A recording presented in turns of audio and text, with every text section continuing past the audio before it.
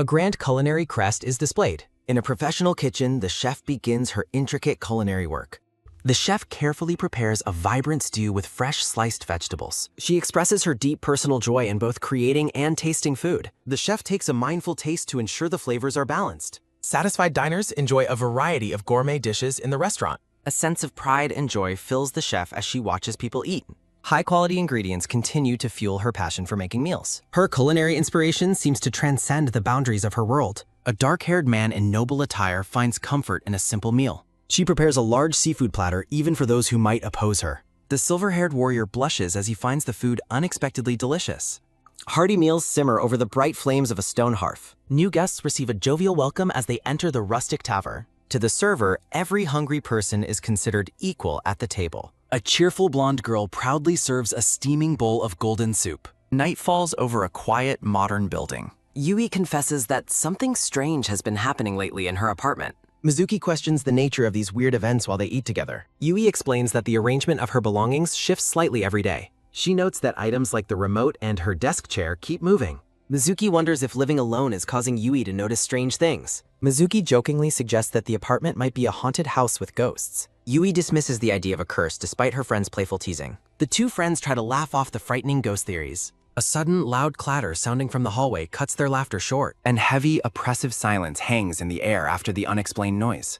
Terrified by the sound, the two friends cling to one another in fear. Despite her fear, Yui decides they must investigate the source of the noise. The friends cautiously approach the door leading to the dark room. A trembling hand reaches out to open it. A slow, sharp creak sounds as the door slides open. They peer into the darkness with wide eyes and bated breath. To their immense relief, the closet contains only a few pairs of shoes. They share a shaky laugh, relieved that no intruder was found. Mizuki teases Yui about being a lightweight who likely drank too much. Mizuki admits she's suddenly hungry from all the nervous, panicked excitement. A suspicious rattle echoes from the door they just closed. Mizuki bids Yui a final goodnight and departs for the evening. Left alone, Yui wonders if her imagination is indeed playing tricks. She sighs at the mess left behind on the table. Yui decides to clean up before finally heading to bed. Her foot suddenly slips, sending her tumbling toward the floor. A large, gloved hand suddenly reaches out. The dark-haired man from the tavern catches Yui before she hits the floor. Stunned, Yui gazes up at the mysterious stranger who appeared from nowhere. She is struck by his exotic appearance and his striking golden eyes. Dazed, Yui asks the stranger if he is actually a fairy. The man looks down at her with an intense and concerned expression. Still blushing, Yui thanks the man for his timely intervention. He looks around the room for a resting place. He spots a nearby strikes cops. He gently places her on the cushions. She recalls thanking her mysterious savior. Groaning, she wakes with a painful headache. She wonders if the handsome man was real. She decides he was only a dream. She shifts her weight on the couch. A sudden presence nearby stops her pulse. The dark-haired stranger stands right before her. She leaps back in pure, unadulterated shock. She panics about how he entered her home. Recognition dawns as she studies his haze. Seeing his bare feet confirms he's real. She identifies him as the Dreams Fairy. Reality hits her with sudden, jarring force. She stares, frozen in wide-eyed disbelief. She remembers him from the previous night. She demands to know his entry point. She regrets her drunken words and behavior. The sight of a sword terrifies her. She notices even more weapons on him. She wonders if he's been watching her. She reaches for her phone to call the police, but she lets out a sharp eek when he suddenly tries to speak to her. She shouts for him to stay away, but his stomach suddenly lets out a loud, rumbling growl that makes him blush in shame. Confusion replaces her initial wave of fear. She is stunned by the stomach's mansity. His deep embarrassment makes him look pitiful. She decides he isn't a bad person. She offers to cook a quick meal. A promise of food calms the situation. He sits patiently at her dining table. She considers light breakfast option for him. Her own nausea makes cooking a challenge. She searches the fridge for available ingredients. Egg porridge is the perfect remedy. She prepares to start her culinary work. Fresh vegetables and rice and pattered. She rinses the rice directly in the pot. She chops the carrots and starts stir-frying. The meal simmers over the stove flame. Adding an egg finishes the delicate dish. She seasons the porridge with a pinch of salt. She decides to let it simmer longer. She steals a quick glance at him. She admits she knows nothing about him. While she cooks, she asks the man to explain who he is and how he managed to get into her apartment. The man explains that he is not actually a resident of her world. He introduces himself as Nemo, an agent serving the group known as the Forest of the Sun. His bizarre and unexpected introduction leaves her completely bewildered and asking him to repeat what he just said. Nemo claims he entered this world through the shoe cabinet, leaving Yui deeply skeptical. As the food simmers, Nemo explains his organization's devotion to the world's glory. Yui feels completely bewildered by his bizarre explanation. Yui finds him odd while Nemo wonders how she understands his language. Nemo credits a temporary divine blessing for his ability to speak her language. Nemo reveals he came seeking her cooperation for a specific task. A loud, hungry grrr sounding from Nemo's stomach interrupts his serious explanation. Yui decides they must eat before continuing their conversation. She plans to garnish the dish with seaweed and sesame seeds. Yui serves the hot rice porridge and encourages him to enjoy it. Nemo stares at the simple breakfast with intense concentration. Yui tells him not to hold back and to start eating. After a large bite, a sudden loud clatter sounds as Nemo jumps back. Nemo gasps that the food is extremely hot, causing Yui to offer mutter. Nemo begins chewing the warm porridge with a satisfied munch. He continues to eat the meal with visible, quiet enjoyment. Sparkles surround Nemo as he finds the simple meal truly delicious. Yui watches him eat with a curious and thoughtful expression. Yui admits that seeing him enjoy the food makes her happy. The meal is finished, leaving only an empty bowl. Nemo expresses his sincere thanks for the delicious meal. A quick kata sounding from the table punctuates his promise of gratitude. Yui brushes off his thanks, glad he liked the brukan. Nemo prepares to resume their discussion about his dying world. Nemo identifies as a servant of the sun and begs for her world-saving power. Yui maintains a polite but entirely skeptical smile. Yui ignores his plea and asks if the porridge was tasty. Nemo confirms it was delicious but is confused by her sudden question. Yui gives him a very gentle, practiced smile. A sudden whoosh sounding accompanies her polite command for him to leave. Yui repeats her firm request for Nemo to depart immediately. Nemo is caught completely off guard by her sudden rejection. Nemo warns of a world perishing, but Yui dismisses him and demands he leave. A sharp grab sounding occurs as Nemo stops Yui from pushing him away. Nemo begs for trust while Yui insists he just leave her home. Unseen voices plead for help, stressing how much they need her. Nemo looks at her with a pained, desperate, and flushed expression. Yui huffs an annoyed ugh and firmly refuses to help. She wonders what use his handsome face is in this situation. Yui pushes him out, certain that involvement will only bring disaster. A sudden, loud bang sounds as the front door slams shut. Yui shouts for him to bother someone else through the door. A sharp creak sounding follows as she checks the hallway through the peephole. Through the peephole, she sees Nemo standing outside looking dejected. Yui turns away from the door, feeling the weight of the silence. Yui huffs in frustration, wishing he had left when first told. She looks back at the entrance with a conflicted expression. A soft sliding sounding occurs as she approaches the door once more. Yui wonders why the hallway has suddenly become so quiet. She suspects Nemo is still standing silently right outside of door. Yui tells herself to stay focused and stop worrying about a lunatic. She is determined not to open the door or get involved any further. A row of clean white dishes sits neatly on a drying rack. She looks back at the entrance with a troubled and hesitant expression. She wonders if he is truly still standing outside in the hallway. 5 hours have passed and she begins to feel a wave of guilt. A sudden quick pattering sounding occurs as she rushes towards the front door. Her hand grips the lever, thinking she will check on him just once. A sharp clack sounding follows as she opens the door and spots Nemo. Nemo is sitting on the ground outside, looking dejected and shivering. A soft whoosh sounding accompanies the cold winter air blowing into the apartment. She is shocked that he actually stayed outside in the freezing cold. Nemo looks like a pitiful, shivering puppy in the middle of winter. Overcome with worry, she tells him to just come inside already. Rhythmic, heavy thudding sounding follows as she leads him into the living room. A light clink sounding occurs as she sets a steaming mug before him. Nemo explains he stayed because she told him to leave, while Yui asks why he didn't just return to his world. Nemo looks down at the floor with a sad and mysterious expression. She notices his gaze and wonders what he is looking at so intently. His eyes are fixed on the large white and brown shoe cabinet. Yui recalls his arrival and wonders if his wild claims are actually true. She encourages him to drink something warm to help heat up his body. Golden, thick honey drips slowly from a wooden dipper. She explains it is just warm milk with honey to help with the cold. A soft slurp sounding follows as Nemo takes a tentative sip. A warm, glowing sensation surrounds him as he enjoys the comforting drink. Yui notes his love for food but insists his problems aren't hers. Yui tells him to leave after finishing, but Nemo begs her to reconsider. She explains she has her own life and cannot make whim-based decisions. Yui tells him to find someone else, but Nemo claims that is impossible.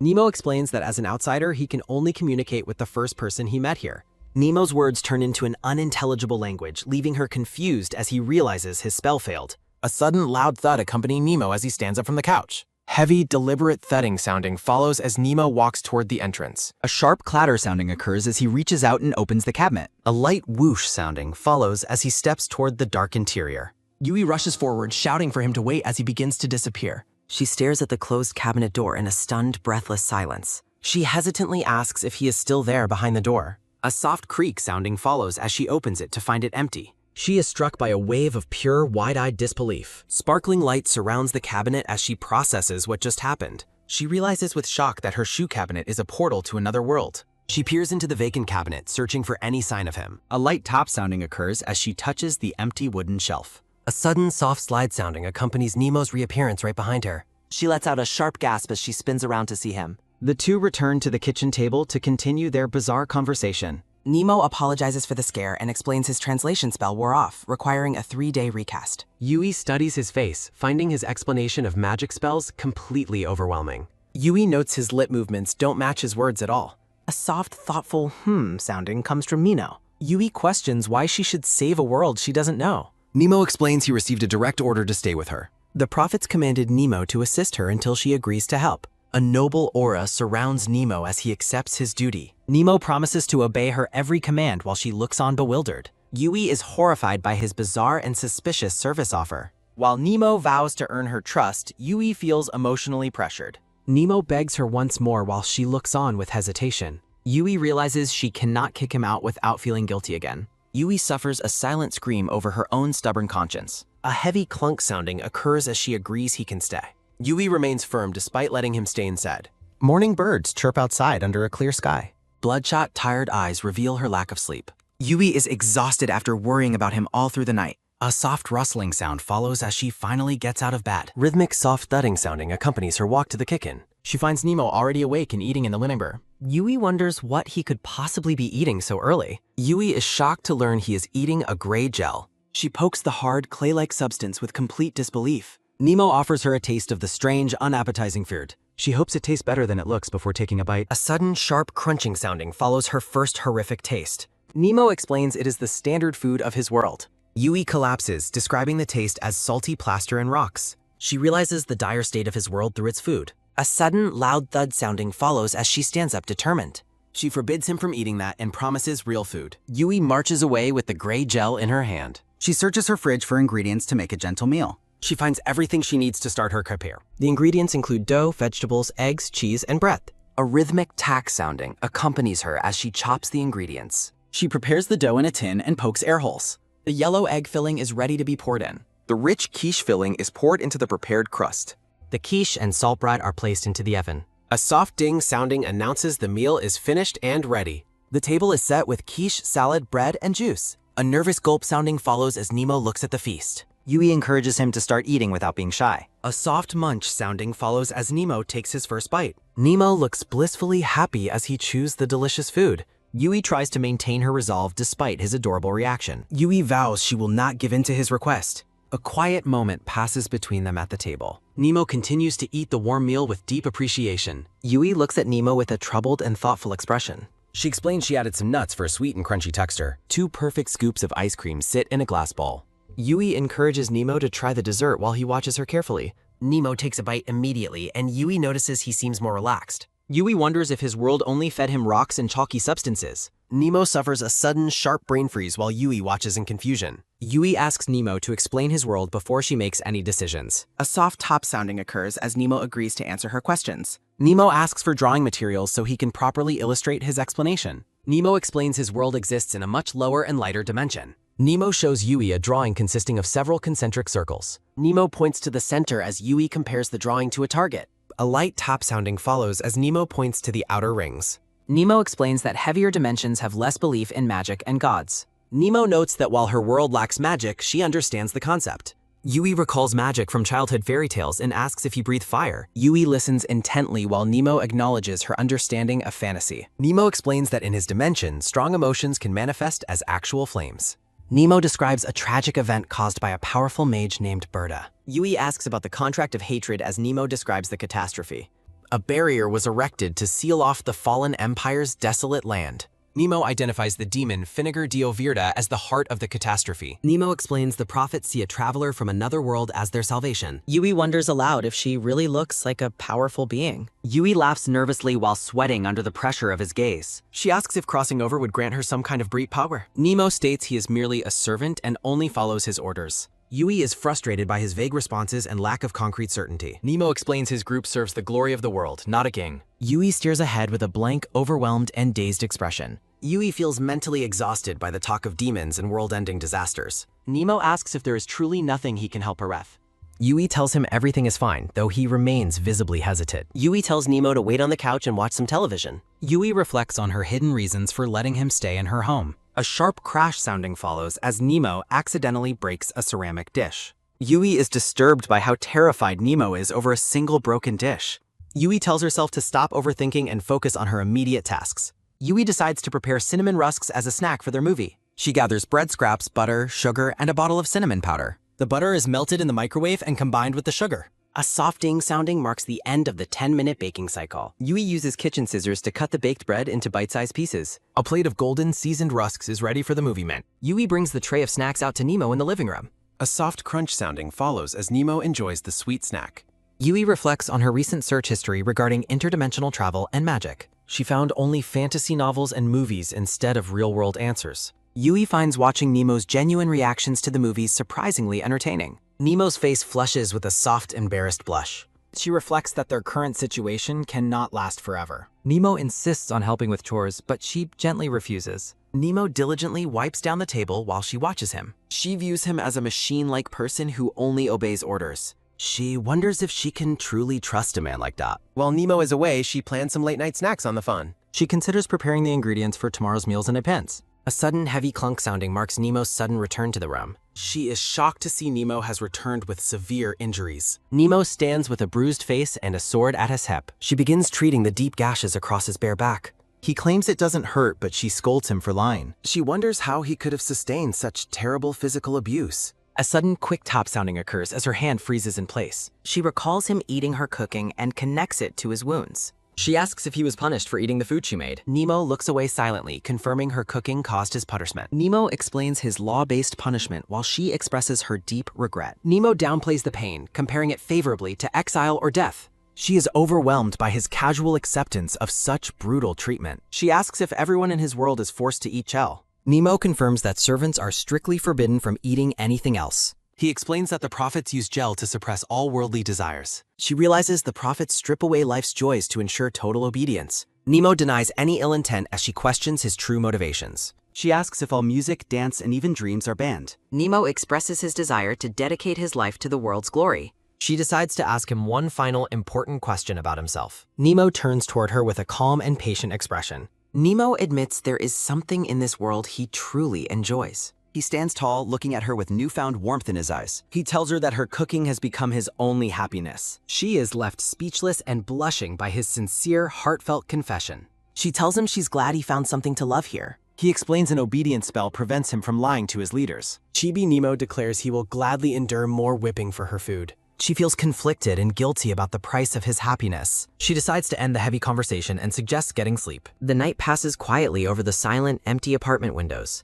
A soft creak sounding follows as her bedroom door opens the next morning. She looks exhausted after spending the entire night worrying about him. She finds Nemo waiting in the kitchen and decides to cook breakfast. She plans a simple Japanese meal with tamagoyaki and small sausages. She suggests he watch television to pass the time while she works. A soft top sounding occurs as she reaches for the eggs. Nemo asks if she has a family, citing the prophet's strange theories. He explains they ordered him to confirm her lack of local ties. She mentions her grandmother passed away only a single year ago. She recounts how her grandmother once found her abandoned by the roadside. Yui recalls her past as a bruised orphan child being taken in by a kind woman in the pouring rain. Nemo explains that the prophets rescued him from becoming prey in a desolate wasteland. A rhythmic tack sounding follows Yui as she chops ingredients and questions if Nemo's upbringing was truly lucky. Yui stares ahead with a troubled and determined expression. While food bubbles on the stove, Yui asserts that Nemo's world is fundamentally wrong. A sharp click sounding occurs as her hand turns off the primer. Yui reflects on the inherent cruelty of a group that uses violence to enforce its rules. Standing amidst blooming flowers, she introduces herself as Yui Kono, rejecting the title of savior. Nemo gazes at her with a quiet and contemplative look.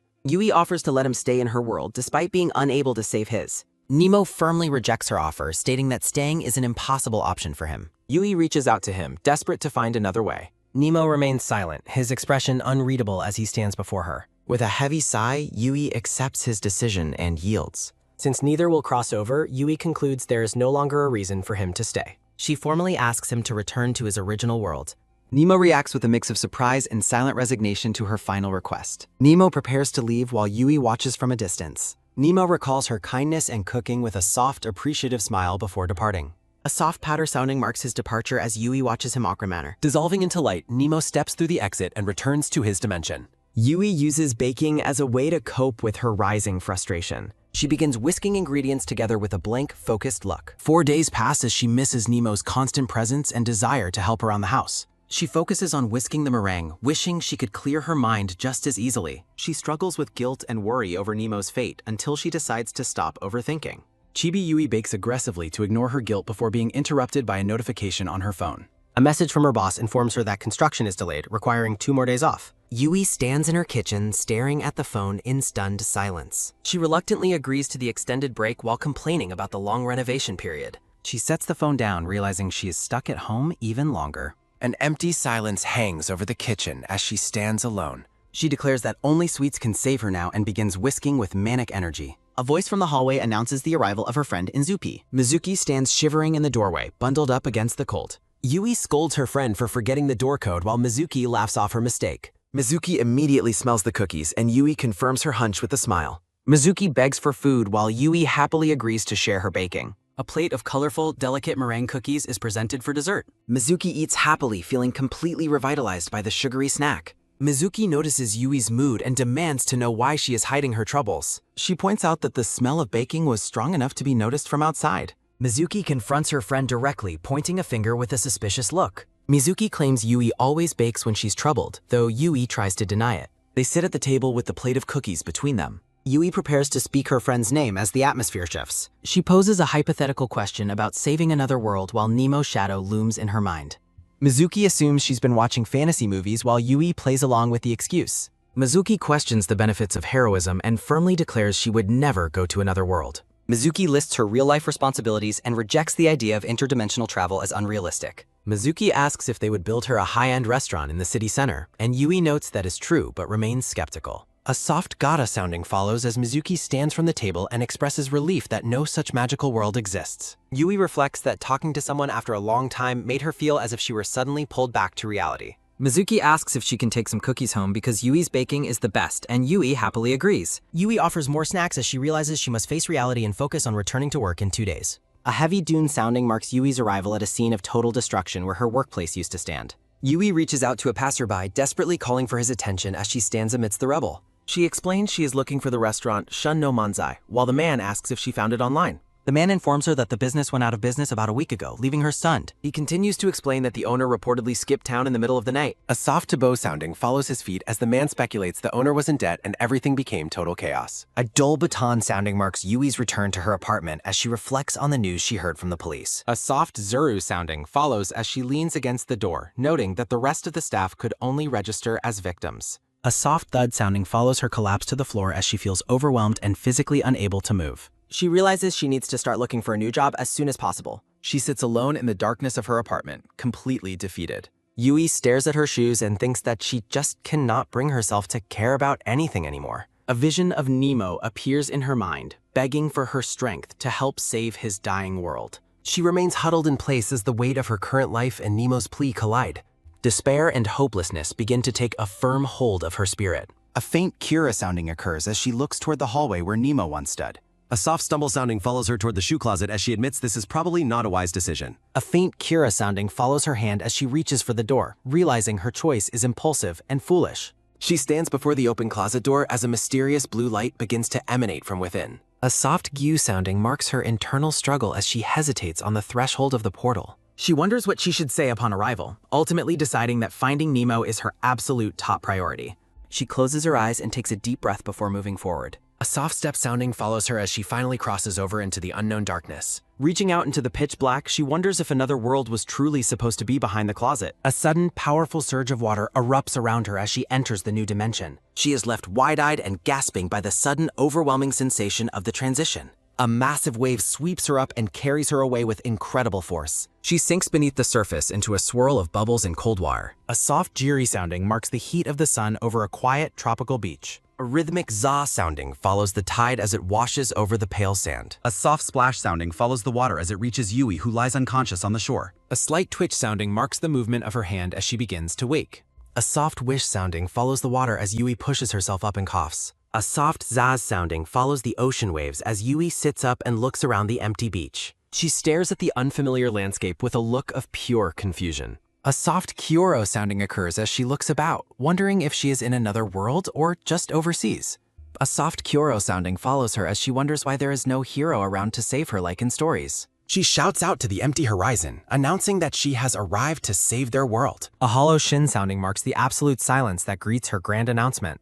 A sharp gasp sounding follows her intense embarrassment as she realizes how awkward she looks. She looks up at the blue sky and questions if she was far too reckless in her decision. A heavy silence hangs over the beach as she ponders her next move. A soft papa sounding occurs as she brushes herself off and tells herself it will be okay once she moves inland. She gazes toward the nearby trees and decides to head further in to find any signs of life. A soft gasa sounding follows her as she leaves the beach and enters a thick forest full of tall grass. Yui searches for water among the grass. She is glad for the remaining daylight. A soft thud sounding follows her steps. Moisture drips from the vibrant green leaves. Yui confirms her hunch with joyful certainty. A soft step sounding marks her hurry. She runs toward the promise of water. A soft drip sounding echoes through trees. Water trickles between the rocky mountain crevices. Yui cups the running water with hope.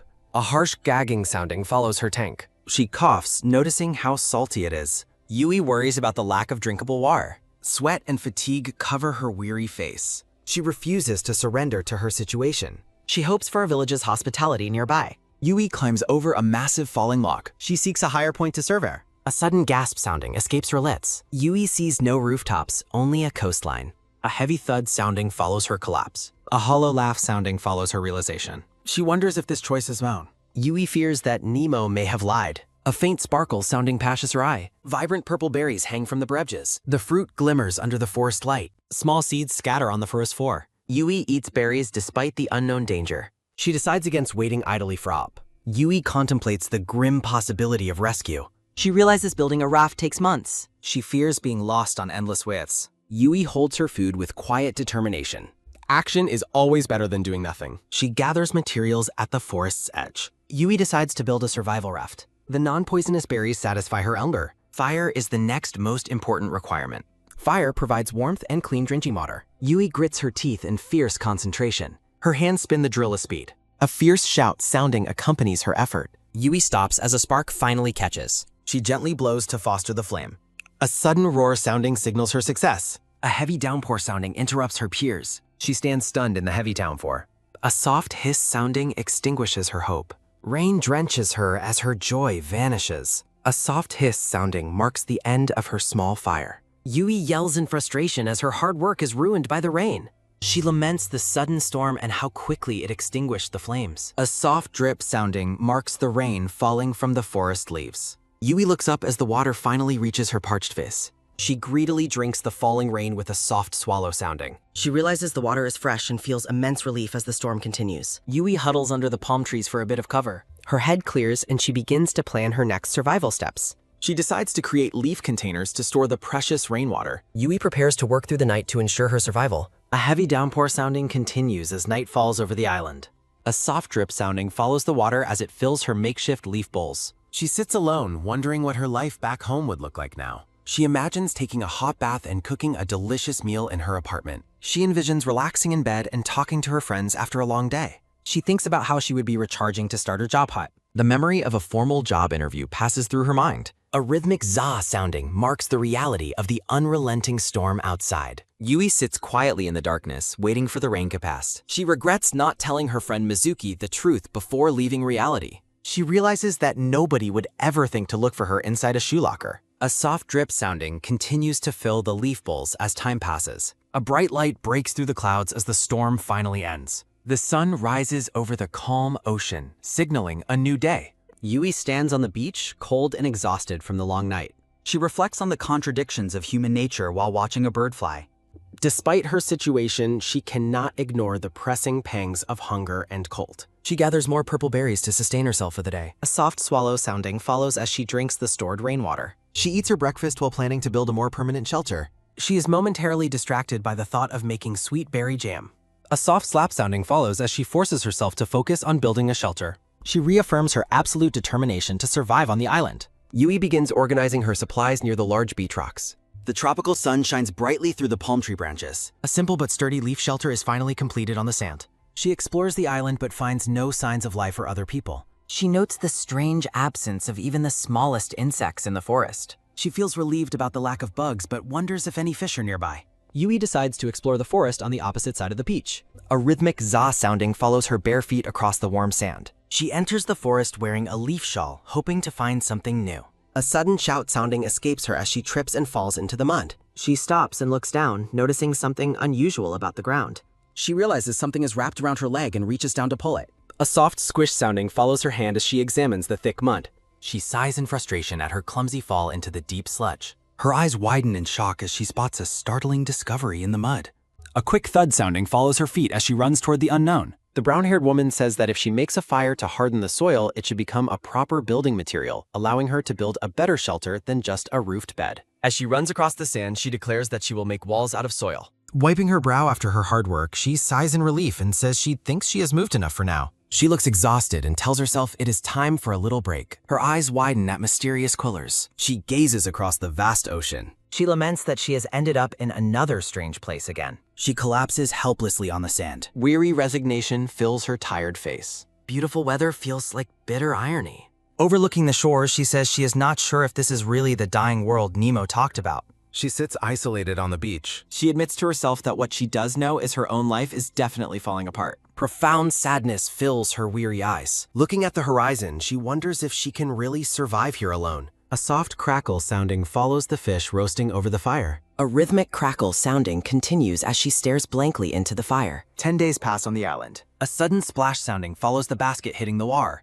She gradually adapts to island love. A soft splash sounding follows her as she wades through the surf. She notes that contrary to her worries, the sea was full of fish that maybe just weren't very cautious, as even tossing in an empty basket made them gather easily. She explains that she only had to pull the basket up to catch fish, making it feel almost like an all-you-can-eat buffet. She marvels at her abundant catch. Walking along the shore, she tells herself that being comfortable doesn't mean she can stay here forever. She resolves that while securing food and fixing up her shelter, she has also started building a boat to escape the island. She reaches for a roasted fish. She bites into the flavorful fish. A soft munching sounding follows her dither. A rhythmic munching sounding follows her as she eats by the fire. Only fish bones remain in sand. She floats beneath the starry sky. She observes that the night sky is beautiful, but this is a strange place with no animals despite the sea being full of fish.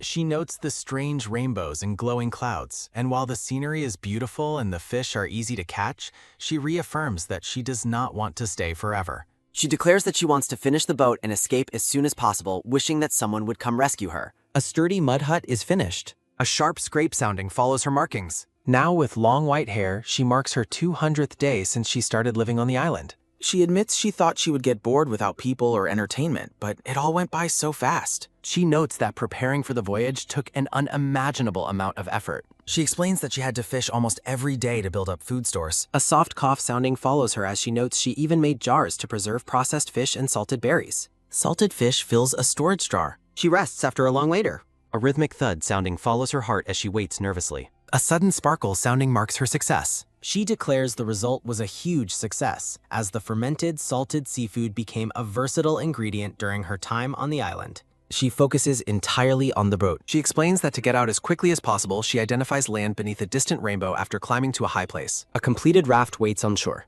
Her hand brushes against the rough surface of a large clay jar.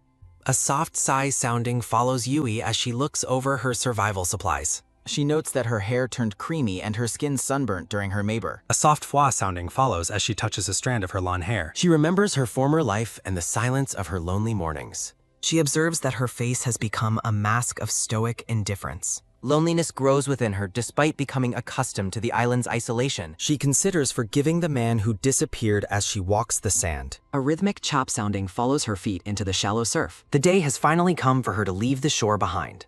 Yui declares her departure from the island with absolute determination. She feels emotional looking back at the hut she called home for a year. She notes the traces of survival she is leaving behind on the beach. Yui gazes out at the shimmering blue horizon from her raft. A soft squeeze sounding follows her clenching fist as fear of storms arises. She resolves that dying of old age alone is scarier than the sea. Bright sunlight illuminates the clouds above the open ocean. She stands tall on her raft as it drifts into the unknown. Tears well in her eyes during the emotional moment of leaving. A sharp scrape sounding follows the stone cutting through the vine bindings. A sudden froosh sounding accompanies the sail unfurling in the ocean breeze. A sudden splash sounding follows as the raft leaves the island forever. The moon rises over the vast and empty sea. A fierce roar sounding follows the storm as rain drenches the last. Yui laments that life rarely follows one's plans as the storm rages. A rhythmic crash sounding follows the waves battering her small vessel. She huddles inside the cabin after 10 peaceful days were interrupted by broken jars. A soft squeeze sounding follows as she tries to remain optimistic through exhaustion.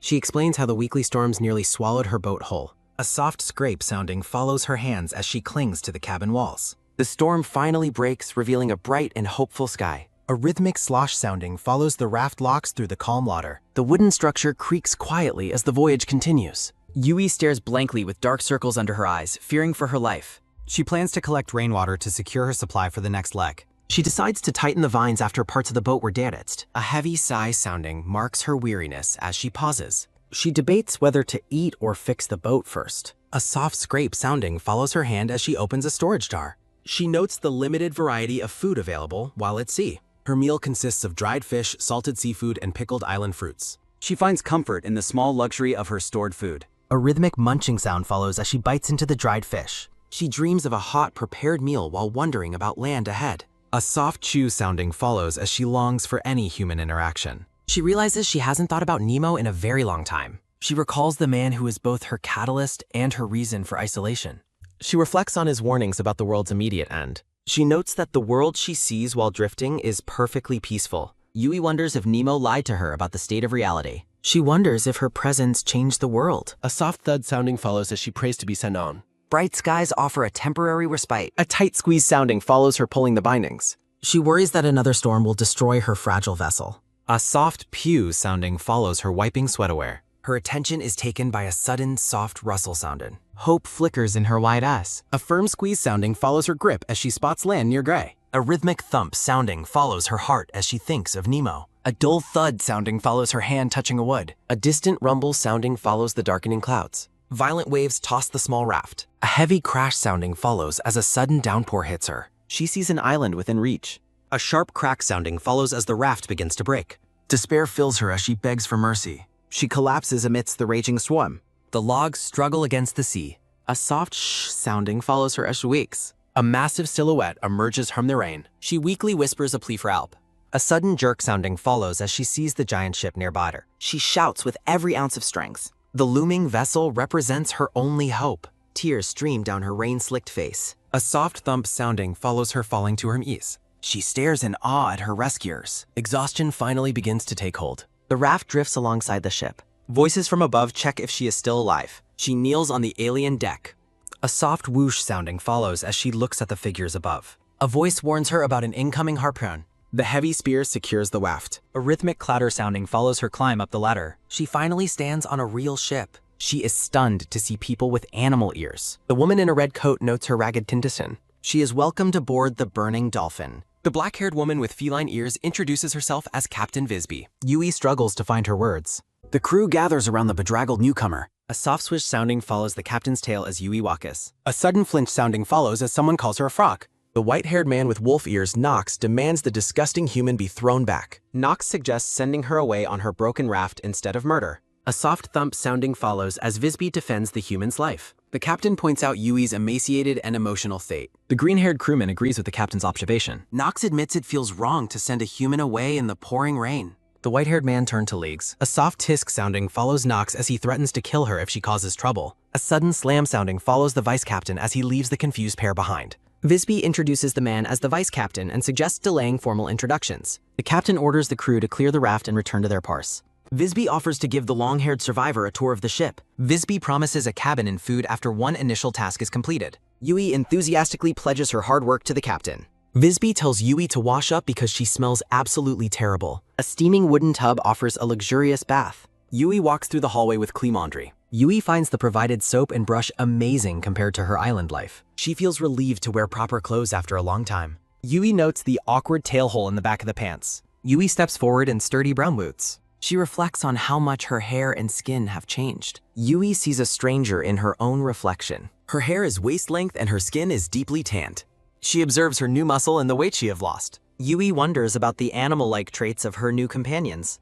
She hopes the people she finally met won't hate her. Visby enters the room and asks if Yui is finished with her life. A sudden patter sounding follows as Visby suggests talking over some food. They sit together in the ship's crowded dining hall. Yui nervously looks at the crew member. A rhythmic twitch sounding follows the ears of the curious surrounding crew. Yui confirms her readiness to talk to the captain. Visby laughs and tells Yui there's no need to be so tense. The captain explains they are curious about what kind of human she is. Visby jokingly suggests they might have rescued a fleeing mer. The captain asks why Yui was found drifting in the ocean. A soft fidget sounding follows Yui's nervous hands as she hesitates. Yui stares down at her bowl of white sip. She wonders what she should say about her arrival. Yui worries that telling the truth about other dimensions will be suspicious. Visby watches Yui intently while waiting for her answer. A sudden crash sounding follows Yui's regret over her awkward words. Visby admits she has never heard of interdimensional travel. A soft gulp sounding follows Yui's decision to risk everything on the truth. Yui asks Visby what she thinks about travel between worlds. Yui reveals that she originated from a different world.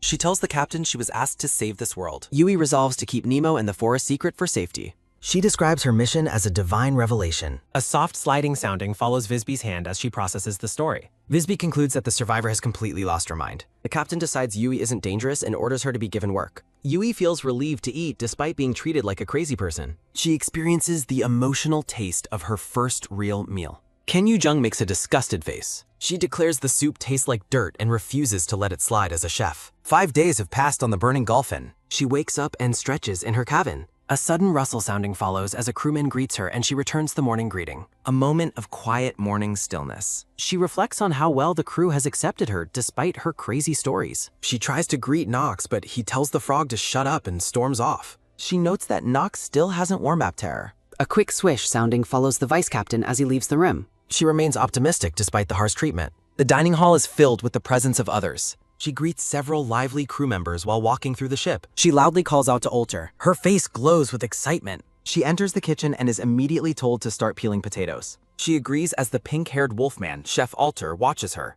Her service on the ship continues. She focuses intently on the task at hand. Alter instructs her to peel all the potatoes and keep them whole. She asks to cook a separate dish, but Alter warns her that Nox's sharp nose would detect her involvement. She is surprised to learn that Nox simply hates all humans. A sudden clatter sounding follows as Alter tells her to ignore the hate and remove fish bones. Alter asks what Nox said to her and she tries to play dumb. She admits he told her to shut it, frog. She questions why he chose to call her a frog of all things. Alter points to his own ears, noting her lack of ears and a tail. He explains that his people express all their emotions through their animal traits. He notes that humans seem expressionless and creepy to them, much like frogs. She is devastated to hear that she is considered chilling and creepy. Alter reassures her that he knows she is good and that the crew doesn't hate her. Kitchen supplies sit neatly on the shelf. She returns with a work with a heavy heart. A soft scratch sounding follows Alter as he ponders. Alter calls out her folding. A sudden flinch sounding follows as he asks if she enjoys cooking. He grants her permission to cook one serving for herself as long as she stays out of trouble. She promises to clean everything up afterward with a bright smile.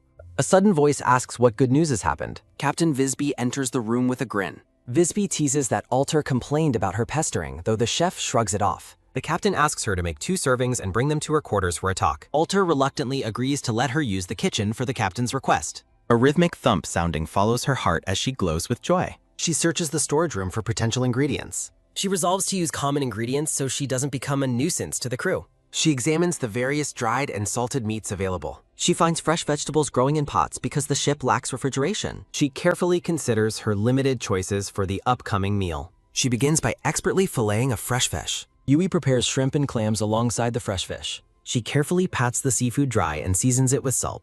Fresh tomatoes, onions, and herbs are gathered for the recipe. Lacking oil, Yui decides to render lard from pieces of salted pork fat. A rhythmic sizzle sounding follows as she melts the pork fat in a pot. The prepared seafood is tossed into the rendered oil. She works efficiently, stirring the ingredients in the large metal pot.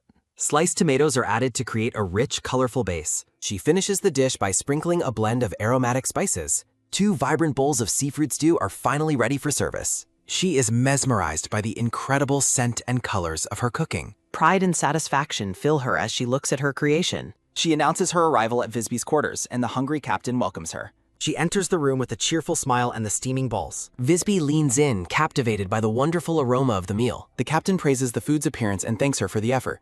Visby quickly clears the maps and bottles off her desk to make more. A silver fork reaches toward the perfectly cooked shrimp. They sit together as Visby declares everything is ready to eat. Visby anticipates the first taste as she lifts a shrimp. The black-haired captain takes a large, eager bite of the seafood. Her golden eyes widen in absolute shock at the flavor. A sudden crash sounding follows the impact of the incredible taste on the captain. Yui watches anxiously as Visby chews in intense silence. Yui worries that her time away from a kitchen has ruined her skills. She watches the captain's slow, methodical chewing with growing dread. Desperate for answers, Yui decides to taste the dish herself. Her own eyes widen in surprise as the flavor hits her. She reflects on the perfect crispness and the explosion of savory umami. She is overcome with emotion at tasting real flavor after so long. Visby stops eating and calls Yui by her full name. The captain declares with a shout that Yui is an absolute genius. Visby stands up excitedly, leaning across the table in awe. She demands to know how Yui achieved such an amazing texture. Visby admits she is speechless, and Yui promises to cook for her again. The captain is struck by a sudden, brilliant idea. Visby lunges forward and tightly grasps Yui's hands. Yui is startled and confused by the captain's sudden intensity. Visby appoints Yui as the new head chef of the Burning Dolphin. The captain ignores her shock and begs her to accept a role. Yui expresses her concerns about replacing Alter or Nox's disapproval. Visby explains that Alter has other duties and can't focus on cooking. A soft shiver sounding follows Nox on deck as Visby mocks Alter's soup.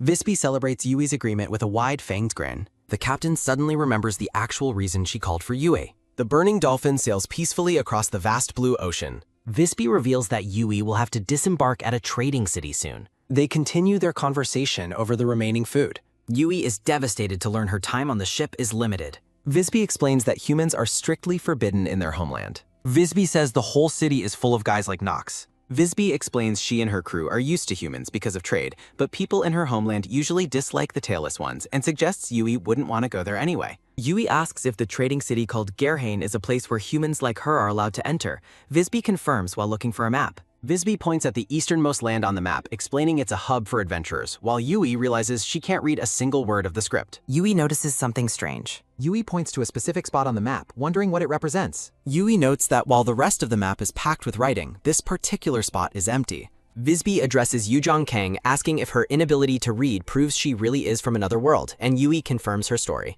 A red narrative bubble identifies the mysterious location as the Land of Tragedy. The area is described as the domain of the demon Finnegar Diobirda, a living hell on earth where demons dance. A dark, eerie view of a ruined cityscape with statues. Yui is struck by the name of the place, recalling something. She remembers that the Land of Tragedy was exactly what Nemo had explained to her before. Visby mentions a rumor that has been circulating for a year, catching Yui's attention. The captain looks focused as she prepares to share information. Visby explains that adventurers are flocking to the Land of Tragedy to make fortunes, which has made the neighboring city of Gerhain even more crowded. A hazy flashback shows Yui's life on the island exactly 1 year ago. Yui realizes she has influenced this world just by surviving on the island, and she asks if demons will emerge if the barrier is gone. A quick nod sounding follows Visby as she confirms that border cities are occasionally attacked. Visby mentions that mages, including an impressive one in Gerhain, have been dispatched to handle the situation, but warns Yui that mages are selfish and best avoided. Visby gestures dismissively as she finishes her explanation. Yui is fascinated to learn that mages actually exist in this world, despite the captain's warning. Visby tells Yui that they recovered the mostly worthless items from her boat when they rescued her. Visby notes that the dried fish and pickled fruits were high quality and she kept them safe so Yui can sell them and avoid becoming a beggar in Gerhain. Visby estimates the goods are worth 300 geld, the local currency, and promises to pay Yui extra for her work as a chef. Yui wonders how long 300 geld will last her in the city. Visby lists the basic costs, 20 geld for a cheap inn and 5 for food, meaning Yui could last 10 days on the bare minimum. Visby warns that the cheapest inn is full of fleas and would require shaving her head, though a better room would cost 50 geld. Visby reassures the worried Yui that she has the skills to find work in a restaurant. Visby offers to recommend Yui to the merchant guild she deals with, since they likely own a restaurant or two. The captain gives Yui a confident, reassuring look. Visby tells Yui not to be so touched and notes that she will start her official work tomorrow after Alter finishes today's dinner. Yui clasps her hands together in overwhelming gratitude. Promotional characters stand together on a recruitment page. A loud bustle sounding follows the crew in the crowded dining hall. 2 surprised crewmen stop mid-bite to admire the quality of the new meal. A diner looks at his empty bowl in disbelief, declaring the food amazing. They loudly compare the delicious dish to Alter's previous efforts, much to the chef's irritation. Laughter and shouting fill the air as crewmen fight over the remaining portions. Yui watches from the doorway with a sigh of relief, happy to see everyone enjoying her cooking. She notes that Nox is the only one who refuses to eat anything she prepares. The red-haired vice captain stubbornly eats a bowl of Alter's fishy soup instead. Time passes quickly as 15 days fly by in a blur of hard work. Even on exhausting days where she crashes into her bunk, Yui finds a new kind of happiness. She sleeps with a peaceful smile on her face. Her routine involves kneading bread for lunch long before the sun rises. Yui works diligently in the ship's kitchen, focused on preparing dinner. A rhythmic sizzle sounding follows as fresh shrimp and mussels cook in a pan. A finished bowl of hearty vegetable and seafood stew sits ready for serving. She continues her service by preparing fish pancakes and steamed fish with special sauces. Fresh varieties of bread are prepared daily. Yui crafts specialty sauces using plants found in the storage room. She notices her popularity among the crew is rising. A brown-haired man with cot ears approaches Yui in the kitchen. The crew member named Vague is happy she remembered his name. He admits his visits are motivated by duty and a desire to see her. A sudden heavy thud sounding follows his shock as she reveals there are no snacks. He tries to deny his interest in snacks despite Yui's knowing small. Vague asks why there are none, and Yui explains a recent problem. She reveals that food is being stolen frequently at dawn. Yui expresses her surprise that food would be targeted this way. She admits she hasn't identified any specific suspects yet. Yui kindly suggests the thief should just ask for a proper meal instead.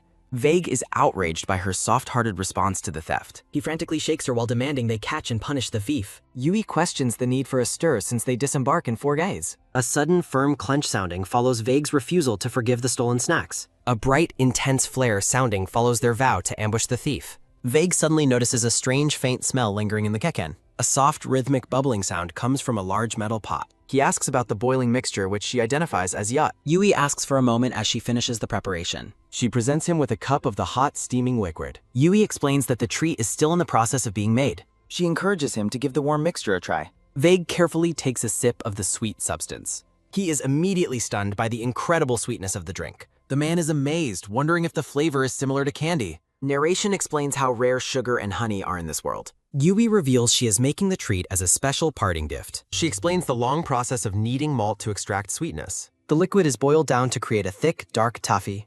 She demonstrates how the taffy is stretched by hand before it hardens. The final result is the common white stick taffy. Yui whispers for him to keep her secret gift-making quiet. A soft bubble sounding returns as they prepare for the dawn ambush. The ship remains quiet under the deep blue night sky. Yui and Vague hide together in a barrel to wait for the intruder. Vague complains about the wait while Yui offers to let her rest. She suddenly senses movement as someone enters the room. A long, slow creak sounding follows the kitchen door being opened. A tall, silhouetted figure with wolf ears enters the dark kitchen. The intruder reaches for a ladle and begins taking food. Vague suddenly shouts for the thief to stop right there.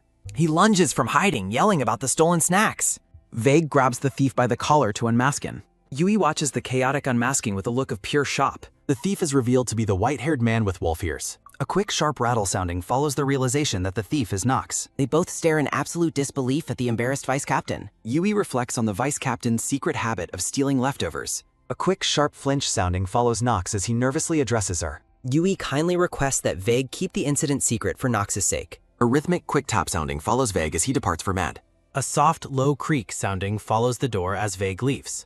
The narrative focuses on the vice captain's awkward and embarrassed predicament. Yui suggests they have quite a serious conversation ahead of them. Nox sweats nervously while avoiding her gaze in the dark kitchen. Various kitchen tools sit idle as the tension hangs between them. A heavy, silent air sounding follows the two sitting together in silence. They share a long moment of uncomfortable and hesitant silence. Nox begins explaining his initial intentions regarding her specialty cooking. He recounts the specific day she first began preparing potatoes for soup. In a flashback, he describes his deep prejudice against her human race.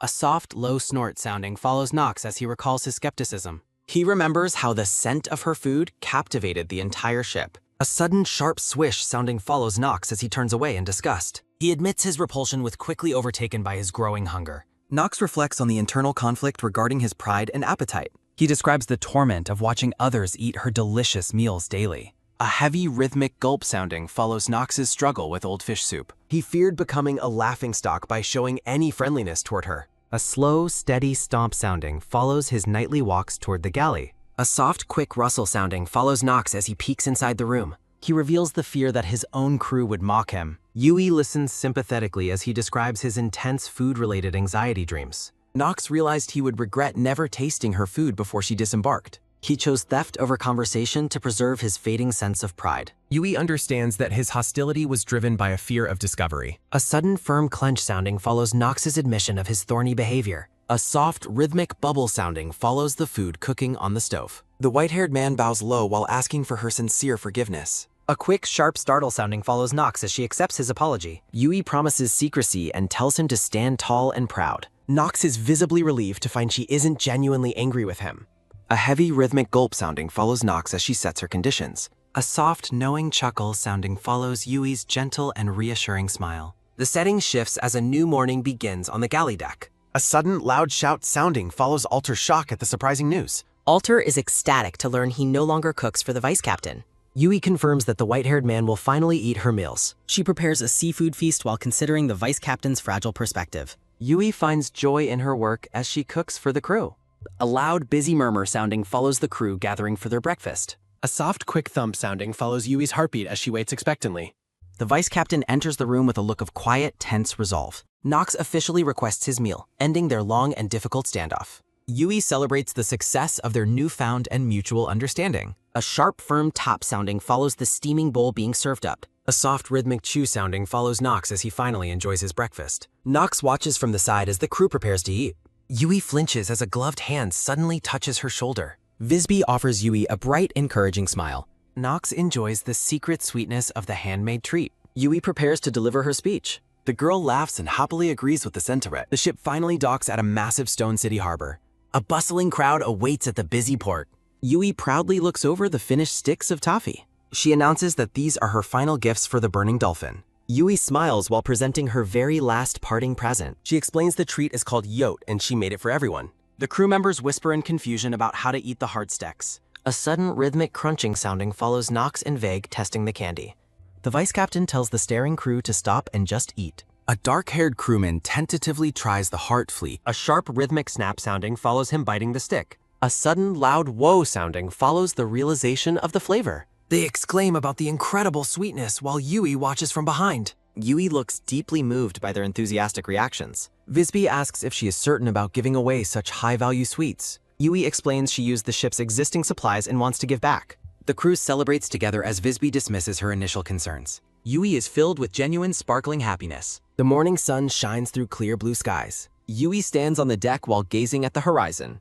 She is stunned by the magnificent sight before her. Yui excitedly announces their arrival at the Grand City. She observes the streets overflowing with a massive crowd. She marvels at seeing the city she missed right before her. Yui clasps her hands in pure joyful wonder. Her smile falters as a sudden thought occurs. She notices the incredible diversity of the people around her. She feels as if she has stepped into a fantasy game. Yui notes that even the animals are beyond her expectations. A soft, quick thump sounding follows Yui bumping into a chinder. A three-eyed woman snaps at her, leaving Yui completely shocked. The stranger grumbles about Yui's reaction to her multiple eyes. A sudden, firm grip sounding follows a hand grabbing Yui's arm. Visby catches up and asks what the girl is saying. The captain offers to teach the rude woman a lesson. Visby tells her to follow along to their next destination. They approach a grand building with long stone stairs. Yui brings up the promised introduction to a kitchen top. They stand before the doors of a massive merchant building. Visby enters the guild while calling out for attention. She announces that she has come to see a man named Gent. A blonde woman named Lysa is identified as the guild secretary. Lysa confirms that Gent is waiting and rings a signal bell. A rhythmic, steady stomp sounding follows them down the long hallway. Visby mentions Gent as a regular merchant partner she plans to ask for help regarding Yui. Visby and Yui ascend a wide stone staircase inside the Grand Merchant Guild builder. The silhouettes of Yui and Visby stand before a massive, ornate wooden door. A quick, sharp creak sounding follows the door as Visby greets a merchant named Gent. The merchant reminds her that she is 2 months past their agreed-upon gate.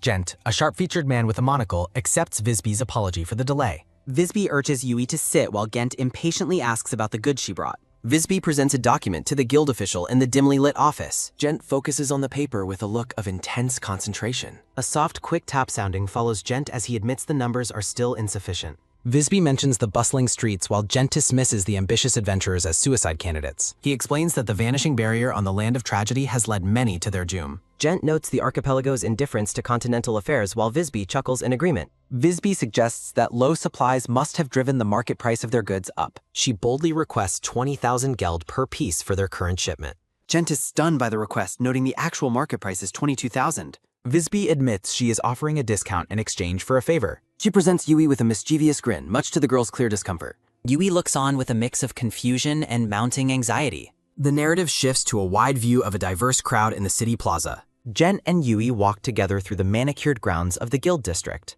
The sun shines over a grand multi-storied building with classical architecture. They arrive at the entrance of a massive and impressive stone structure. Visby explains that her favor involves finding a place for Yui to stay and work. A sharp, quick glare sounding follows Gent as he scrutinizes the nervous girl. Gent calls Yui an idiot, but Visby defends her as a talented traveler who is simply overwhelmed. Visby reveals that Yui lived alone on a deserted island for an entire year. Gent realizes her social awkwardness stems from her long isolation as Yui questions her own expression. He demands to know the specifics of the favor, threatening to refuse anything unreasonable. Visby officially requests that Gent find Yui a job and keep a close eye on her. A heavy, silent air sounding follows the three of them sitting together in the office. Gent is insulted by the idea of babysitting an adult until Visby mentions the risk of scams. She jokes that Yui's naive face would lead her into a slave contract within 30 minutes. Yui is deeply offended by the suggestion that she looks completely ignorant of the world.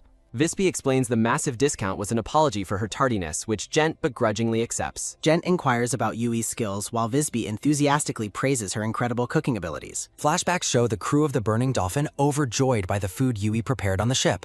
Yui shyly requests a position that includes both room and board for her convenience. Gent remains silent as he processes the unusual request from the pirate captain. A soft, quick sliding sounding follows Gent as he begins searching through stacks of job notices. He produces a pile of official job information registered with the Merchants Guild. Gent presents a list of establishments currently seeking experienced kitchen staff. He explains the limited options for someone without identification, unaware that Yui cannot even read the list. A sudden, sharp sigh sounding follows Gent as he realizes Yui is completely illiterate. Yui sheepishly explains that literacy never seemed necessary while she was focused on her kitchen work. Gent stares at her with a look of pure, unadulterated disbelief. He agrees to help as Visby nervously tries to smooth over the awkward situation. Gent narrows the search to 5 inns where her inability to read won't be a hindrance.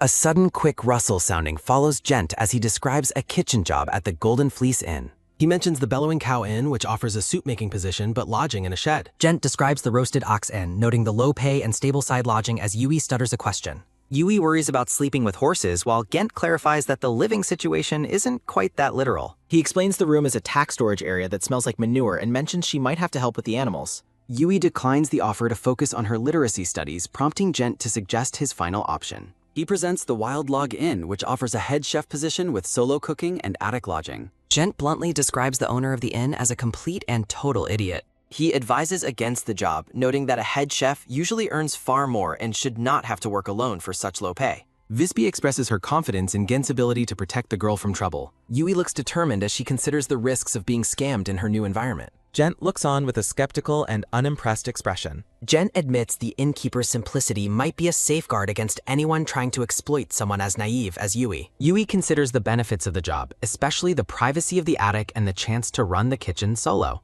She hopes to avoid conflict and build a life where she isn't disliked by those around her. Gent announces it's time to head out and meet the owner as Yui eagerly agrees. Visby suddenly stops to say her farewells, catching the white-haired girl completely off guard.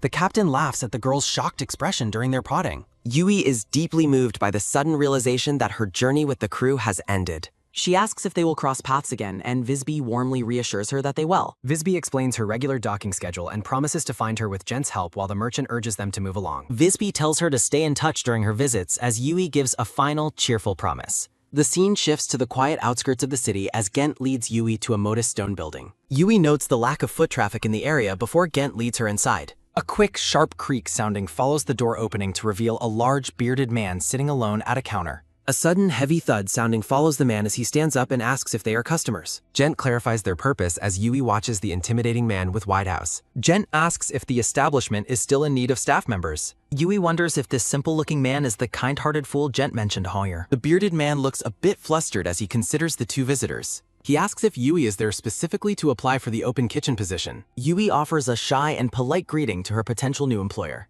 A rhythmic, steady stomp sounding follows the man as he leads them further into the empty inn. The owner kindly offers to bring them some food since the dinner hour is approaching. Yui stares in horror at a bowl of purplish soup, noting its suspicious color and pungent aroma. She realizes it's remarkably similar to the terrible porridge she saw before and determines it's inedible. The owner encourages her to eat freely since the food isn't selling anyway, which only makes Yui feel more pity for him. Yui politely declines by blaming land sickness, while Gent bluntly insults the food's quality. The owner sadly agrees with the criticism as Gent continues to point out the obvious business flaws. The innkeeper admits he tried to manage alone but couldn't overcome the constant complaints about the flavor. He explains that the bad reputation eventually drove away almost all of his customers. Yui reflects on the man's struggles and the desperate reason behind his search for a chef. A soft, quick top sounding follows Gent as he finishes the meal and thanks the owner. The owner tells them not to worry and heads off to clear the table. A heavy, rhythmic stomp sounding follows the man as he heads back to the kitchen. Yui sits in silence while processing the dire state of the inn. Gent notes that the failing business and the owner's overly generous nature are a recipe for bankruptcy. He asks the girl if she's truly certain about committing to work in such a struggling place. Yui argues that the lack of customers actually makes the generous offer of room and board even better. The bearded man returns to the table and apologizes for his brief absence. A sudden, quick rustle sounding follows Gent as he produces the official employment contract. Yui watches with interest as the owner prepares to introduce himself and finalize the agreement. The bearded man introduces himself as Larkin, the owner of the Wild Log Inn who manages both the cleaning and the kitchen. He admits that due to a lack of guests, his budget for hiring staff is extremely limited. Inside the kitchen, Larkin suggests they work as a team where she takes over the cooking while he continues to handle all the room cleaning. Gent introduces himself as a merchant and explains that he is currently acting as the girl's legal guardian. The girl introduces herself as Kang Yu-jung, but Gent immediately interjects to inform Larkin that she is completely illiterate. Kang Yu-jung is visibly shocked by his bluntness, questioning if he is actually trying to help her.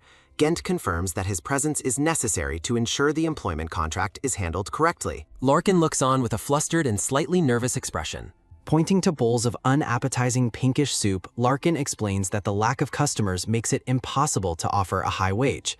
He notes that the current offer was only raised slightly because no one else had applied for the position. Gent inquires if the wages can be increased later if her cooking leads to a rise in sales.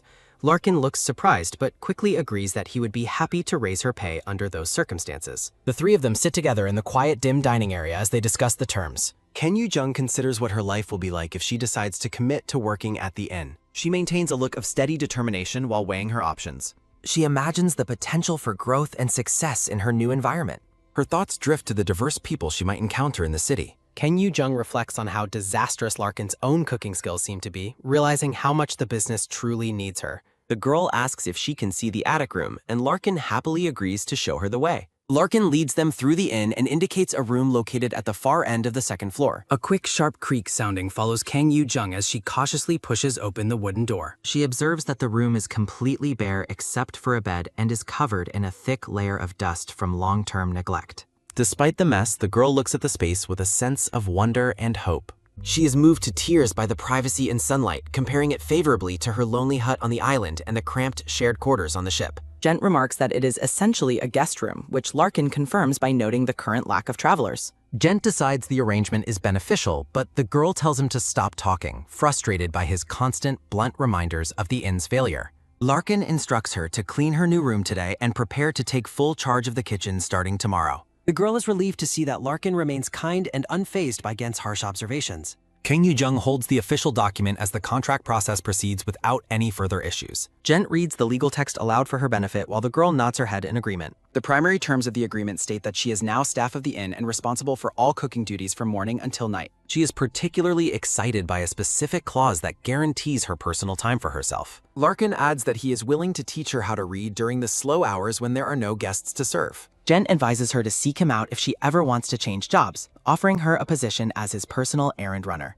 He mentions that his recent business dealings with Visby were very profitable, allowing him to easily afford her salary. Kang Yu-jung laughs at the generous offer while Larkin watches them with a look of pure comedic panic. Despite the tempting alternative, she realizes that her true passion is still in the kitchen. The scene shifts to the exterior of the modest stone and brick inn. The morning sun shines over the quiet building nestled near the edge of the city. The interior of the dining area remains empty and still as the new day begins. Kang Yu-jung pushes open the window of her attic room, letting the light spill inside. She enjoys the fresh morning breeze and reminds herself of her first task, fetching water for the day's chores. The girl gives a big stretch and resolves to get her new life started on the right foot. Kang Yu-jung carries a large ceramic jar toward a stone well in a bustling part of the city. She notices the local residents pausing to whisper and stare as she passes by them. Someone calls out to her and she turns around with a look of surprise. A group of stern-looking locals, including a woman in a green apron, confront her and demand to know who she is. The girl is startled and confused by the sudden attention from the crowd. The group surrounds her, repeating their demand for her identity since they don't recognize her face. Kim Yoo-jung becomes increasingly nervous, wondering if she is about to be bullied or hazed by the neighborhood residents. A woman with brown hair explains that she knows everyone in the area and is certain the girl is a complete stranger. The woman asks for her name, leaving the white-haired girl momentarily stunned and speechless. Looking at the surrounding architecture, she realizes the group was simply curious about a new arrival. She takes a deep breath and tells herself to stay calm as she prepares to answer. Kim Yoo-jung officially introduces herself as the new head chef of the Wild Log Inn. Yoo-jung beams at the crowd and says that it's nice to meet all of them. A sudden cold hush sounding follows the girl as the neighborhood residents exchange bewildered glances. The dark-skinned woman with pointed ears looks skeptical and asks if she truly means that specific inn. She bluntly states that the food at that establishment is terrible, as Yoo-jung can only offer a stunned response. The woman wonders if a new chef can really change the inn's reputation, while the girl realizes the place is even more notorious than she feared. Yoo-jung politely excuses herself to go prepare for business as the locals offer friendly farewells, leaving her to resolve that she only cares about the future. She carries the heavy jar back. Morning light fills the quiet inn. She assesses the inn's quiet kitchen. Looking into a wooden tub, she notes that Larkin has provided several different types of fresh fish. She decides she should use all the fish immediately since it won't stay fresh for very long. She settles on making a hearty fish soup filled with plenty of large chunks. She begins the process by cleaning and preparing the fish, noting that the ingredients are identical to the failed porridge Larkin made. A sharp, steady chop sounding follows her as she works, reflecting that her preparation is on an entirely different level compared to Larkin's scaly soup. As she continues to slice the fish, she thinks that while rice would be ideal, the locals seem to prefer bread. She looks around the kitchen and realizes she lacks the ingredients for bread, prompting her to search for a suitable substitute for rice. Her eyes widen in sudden realization. She points toward a large sack and decides that those contents will work perfectly. Holding a potato, she smiles and thinks that they will be a delicious addition to the fish soup. She adds large chunks of peeled potatoes to a pot of water that has already been brought to a boil. While the potatoes cook, she carefully slices the fish fillets into thick pieces so they don't fall apart. She seasons the simmering pot with salt, deciding to skip spices since none are available in the kitchen. Taking a small taste, she finds the flavor refreshing and similar to a dried pollock soup enriched with fresh fish. A sudden bright splash sounding follows her. Water flows into the cooking pots. She prepares the large ceramic jar. She hangs the pot over the heat, explaining that she can keep it warm and prevent it from getting too salty by adding small amounts of water. A steaming bowl of fresh soup. She considers taking a bite for herself before her employer arrives to begin the workday. Larkin enters the kitchen and notes that she is up quite early, to which she explains she went to bed early and asks if he slept well. The owner confirms he rested well. She offers him a bowl of her fresh fish soup and he happily accepts the invitation. Larkin admits he was already curious about the wonderful smell wafting through the inn and is delighted to find it's the soup. A rhythmic, light top sounding follows him as he places the bowl down and remarks on how appetizing it looks. A rhythmic, light sniff sounding follows Larkin as he leans in to catch the aroma from his spoon. His eyes fly open in shock. He exclaims that the soup is incredibly delicious and calls her a gifted cook while the girl asks if it truly suits his palate. Larkin enthusiastically agrees, wondering how she achieved such flavor with limited ingredients and claiming the taste makes his worries vanish. Yoo-jung is quietly relieved to see her new employer enjoying the meal so much after her initial worries. Larkin continues to eat with genuine joy, repeatedly praising the quality of the food. A sudden sharp clatter sounding follows the empty bowl as the girl realizes he has already polished off 3 servings. She watches him with a look of nervous concern, worried that his appetite might deplete her entire morning supply. A quick, sharp creak sounding follows a noise from the stairs, catching the girl's attention. A man with short ginger hair and scars appears on the stairs as Larkin greets him and asks if he slept well. The man sarcastically rejects his greeting. Larkin encourages him to try a bowl of the wonderful soup, but the traveler flatly refuses the offer. The man points out that everyone knows Larkin's cooking is terrible, forcing the owner to insist that he didn't make this dish. Larkin pleads his case, explaining that he has hired a talented new chef and seriously didn't cook the soup himself this time. He offers the meal for free if it doesn't taste good, while Yoo-jung watches the tense exchange, wondering if a fight is about to start. A heavy, rhythmic stomp sounding follows the grumbling man as he finally gives in and complains about his aching stomach. Winker warns her that he will vomit on the spot if the food is bad, while Kim Yoo-jung privately notes the heavy smell of alcohol on his breath. A rhythmic, light sniff sounding follows the scarred man as he leans over the bowl with a look of intense curiosity. He stirs the colorful soup and admits that the aroma is surprisingly pleasant. A rhythmic, light top sounding follows Winker as he lifts a wooden spoon to his mouth to finally taste the dish. He takes a large, careful bite of the hop soup. The ginger-haired man stares down at his bowl in a stunned, silent pause as the girl waits with bated breath for his verdict.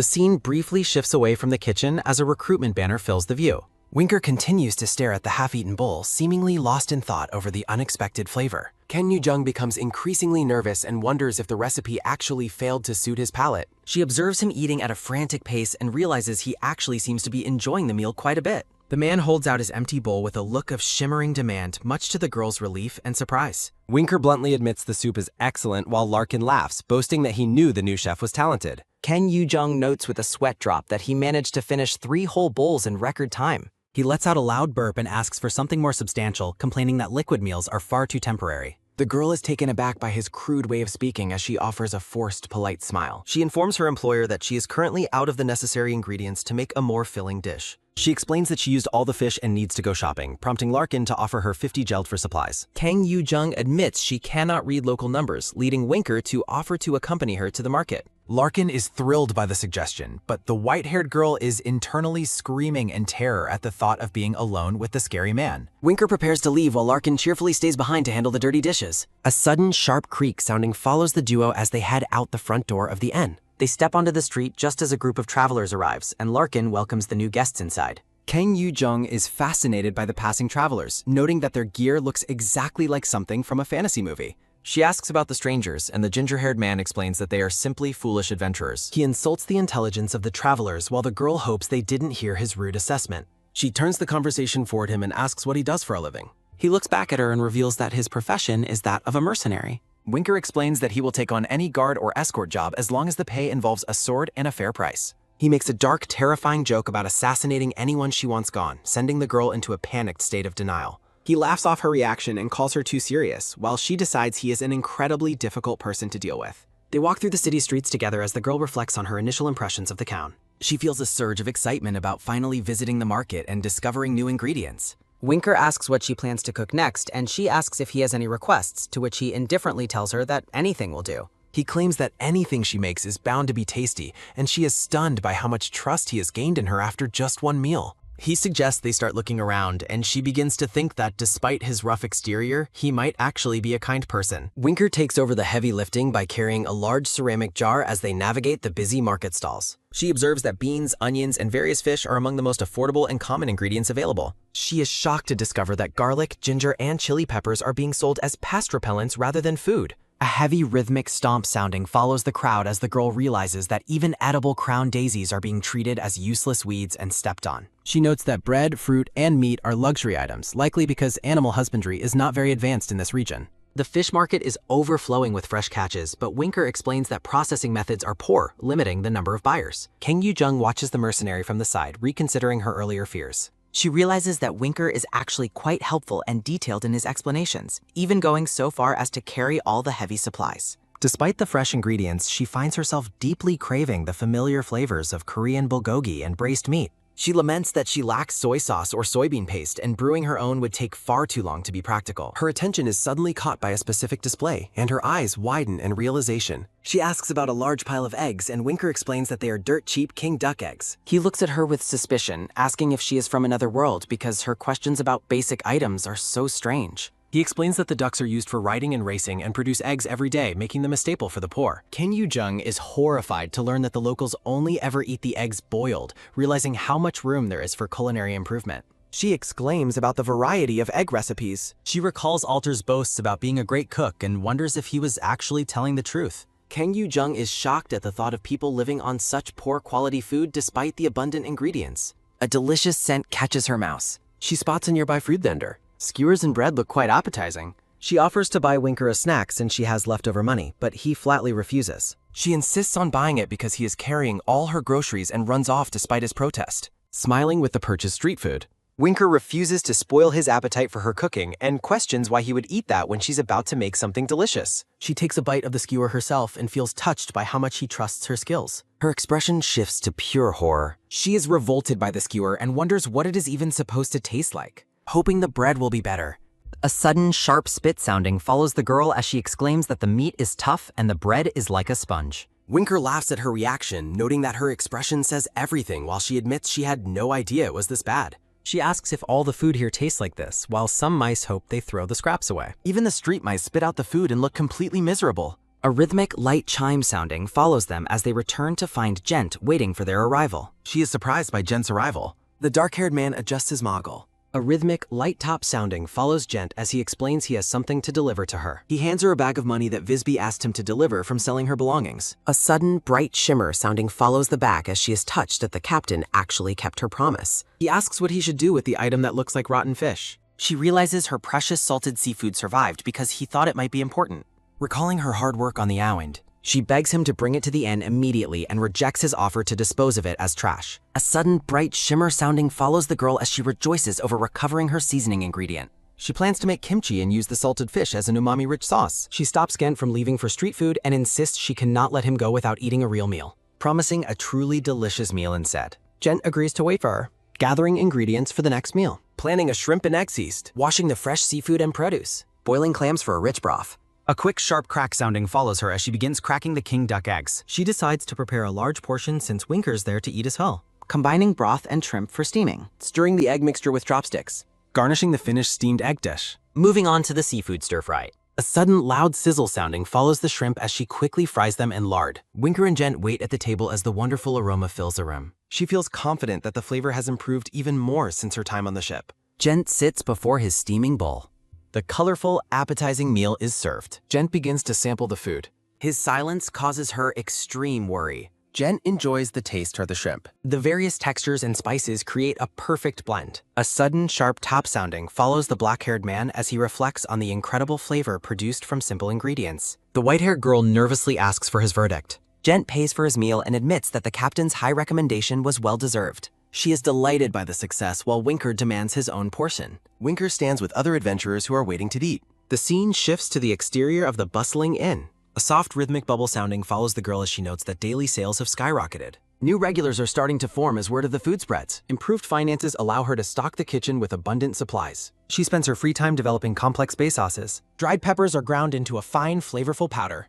A soft, quick slurp sounding follows her as she admits she is learning to read very slowly. She feels happy and fulfilled despite her struggle with local literacy. A sudden rhythmic chime sounding follows the girl as another guest enters. A quick, sharp tilt sounding follows Gent as he arrives for lunch with a companion. Kang Yu-jung stares at the newcomer in confusion. The short, blonde-haired woman stares back at the chef. The girl realizes she recognizes the woman from the merchant coat. She bluntly asks the woman if she is Gent's girlfriend. The trio stands in an awkward, silent pause in the middle of the inn. Both Gent and the woman are shocked by the sudden assumption. Gent dismisses the question and asks for the menu while Lysa feels offended by his rupus. The newcomer clarifies her identity and relationship with Gent. Lysa introduces herself and explains that she is merely a colleague. The white-haired girl warmly welcomes her and acknowledges their past meeting. She presents the daily specials, leaving the pair curious about the new dishes. The new menu item features tender boiled pork and spicy vegetables. Larkin explains the prices and notes that steamed eggs are included to balance the spice. Gent and Lysa both enthusiastically order every item available. Lysa asks about the hanging pots, and the girl explains it is a hearty fish soup.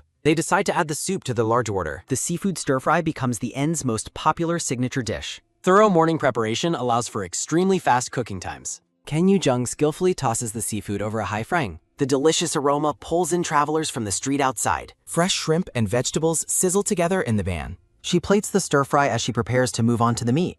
The focus shifts to the preparation of the new pork dish. A soft, rhythmic sniff sounding follows the girl as she enjoys the scent of the simmering meat. She starts by soaking the raw pork to clean it thoroughly. The meat is then placed in a pot with various aromatic spices. Greens and whole vegetables boil alongside the pork to add depth. She begins prepping the essential kimchi while the meat finishes cooking. Salted Napa cabbage is laid out to be seasoned. She mixes in seafood, chili powder, and syrup to create a rich sauce. She tastes her creation and is satisfied with the bold flavor. The fully cooked pork is set aside to rest before serving. She neatly slices the tender meat to be served with the fresh kimchi. Sliced pork and fresh kimchi are presented beautifully on a large plate.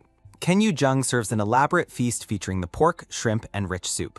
The blonde-haired woman stares in awe as the girl hopes the meal suits her palate. A quick, soft chew sounding follows the woman as she takes her first bite of the new dish. The guest begins to tremble in shock, leaving the white-haired chef deeply worried that something is wrong. A soft, quiet gasp sounding follows Lysa as she's overcome with pure culinary bliss. She angrily accuses Gent of keeping such an incredible place to himself while he calls her noisy. A sudden, sharp clatter sounding follows the woman as she stands up and vows to tell everyone at the guild. She insists such a gem cannot be hidden while the girl watches happily as Gent tries to quiet his companion. Lisa continues to eat with joy, making the chef feel fulfilled by her genuine appreciation. A sudden, bright shimmer sounding follows the girl as she glows with satisfaction. She watches as various adventurers, including the red-haired Winker, enjoy her food. Her mind drifts back to Nemo, remembering how he used to enjoy her cooking with the same happy expression. A sudden rhythmic chime sounding follows the girl as a customer's request for more soup pulls her from her memories. She realizes that Lisa's promise to spread the word was far from an empty threat as business booms. A bustling crowd gathers outside the inn as its reputation for fine dining grows rapidly.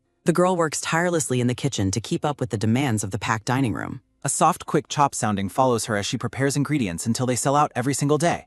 Larkin thanks the white-haired girl for her hard work and surprises her with a well-deserved raise. She laments that despite her success, her struggle with local literacy hasn't improved at all. A sudden bright shimmer sounding follows a beautiful new blue fabric. King Yoo-jung proudly wears a stunning new blue dress, finally able to afford quality clothing of her own. She joyfully discards her old, tattered garments, celebrating her improved circumstances. The mercenary notices her new appearance as she walks through the quiet inn. A sudden, sharp tap sounding follows Winker as he stands ready for travel with a chest and his sword. She asks for his opinion on her outfit, and he notes he was wondering how long she'd wear ill-fitting clothes. A soft, quiet giggle sounding follows the girl as she thanks him for the kind compliment. Winker questions why she is awake so early and notices her luggage. A sudden, light laugh sounding follows the girl as she teases him about being hungry after eating 7 servings of pork. The red-haired man explains that he isn't hungry, but something important has come up. A soft, rhythmic stomp sounding follows Winker as he admits he wanted to say his goodbyes first. He stands fully equipped for a long journey, looking somber as he prepares to depart. The white-haired girl is stunned by the realization that he is actually moving on. She asks for confirmation that he is truly leaving the inn. A quick, sharp tilt sounding follows the mercenary as he confirms his departure. He explains that he has taken an escort job for the group of rookie adventurers leaving today. He notes that they will be heading out almost immediately. A soft, quiet sigh sounding follows Winker as he admits he'd much rather stay and keep eating her food. He explains that he needs to keep his skills sharp and earn money to afford more of her cooking in the future. The girl looks concerned and asks if the mission he took is dangerous. She reflects on the bond they've built and feels a sudden pang of sadness at his departure. She insists he eat one last meal, and he admits he came down early specifically for her soup. A sudden, sharp top sounding follows the girl as she realizes this truly might be his last chance to eat her food. She asks him to wait just a moment while she prepares something special for him. A sudden, loud sizzle sounding follows the girl as she begins frantically slicing and cooking meat. She quickly stir-fries thinly sliced meat with salt and pepper over a high flame. A quick, sharp crack sounding follows the bread as she splits and toasts it in the pan. She layers jam, fresh vegetables, and the seasoned meat to create a hearty traveling meal. A sudden, bright shimmer sounding follows the perfectly finished sandwiches. King Yoo-jung presents a large bag of sandwiches, determined to send him off well-fed. Yoo-jung explains she prepared food for Winker and the other adventurers, and the red-haired man thanks her. Winker expresses confidence in the quality of her food while the white-haired girl looks on with an emotional expression. She asks him to promise to return to the inn when he visits the city again. The red-haired man agrees as they stand together in the pie-man. Winker remains silent, looking down at the parcel in his hands with a serious gaze. He sighs and begins to mention a lingering thought while Yoo-jung waits for him to continue. A soft, quick pat sounding follows the red-haired man as he ruffles her hair and tells her to stay safe. The girl is left speechless and confused by his sudden gesture of affection. She watches him go, her face flushed with surprise as she wonders about his intent. The scene shifts to a dark night as a carriage arrives at the inn. A sudden, sharp top sounding follows the carriage door opening as a man arrives. Yoo-jung's peaceful routine is interrupted by the arrival of a man in a fancy blue coat. The dark-haired man immediately offers to pay her 10 times her current salary. He invites her to cook at an establishment called Mage's Dream while Larkin watches in shock. Yoo-jung is repulsed by his arrogance and his assumption that she would never refuse him. She glances toward Larkin, who remains silent and visibly shaken by the stranger's presence. The owner of the inn looks downcast and unable to voice any objection. The visitor assumes she will make the wise choice to accept, but Yoo-jung has already made up her mind. She firmly rejects the offer, explaining that money is not the reason she works at the login. A soft, quick smirk sounding follows the dark-haired man as he mockingly calls her brave. He leans over the counter and wonders if her resolve will survive until the next day. The girl trembles as he bids her farewell, leaving her with a sense of impending dread. The scene transitions to the dark interior of the inn after his departure. A sudden, sharp clack sounding follows the closing door as Larkin and the girl sit in heavy silence. She demands to know who the man was and asks for details about Mage's Dream. Larkin explains it is an elite guest house for mages and nobles run by the local lord. He identifies the visitor as Bengiran Galaman, one of the lord's retainers. Yoo-jung is annoyed to learn that such an arrogant man is merely an employee rather than the owner. She tries to convince herself that he has no real power to force her to leave.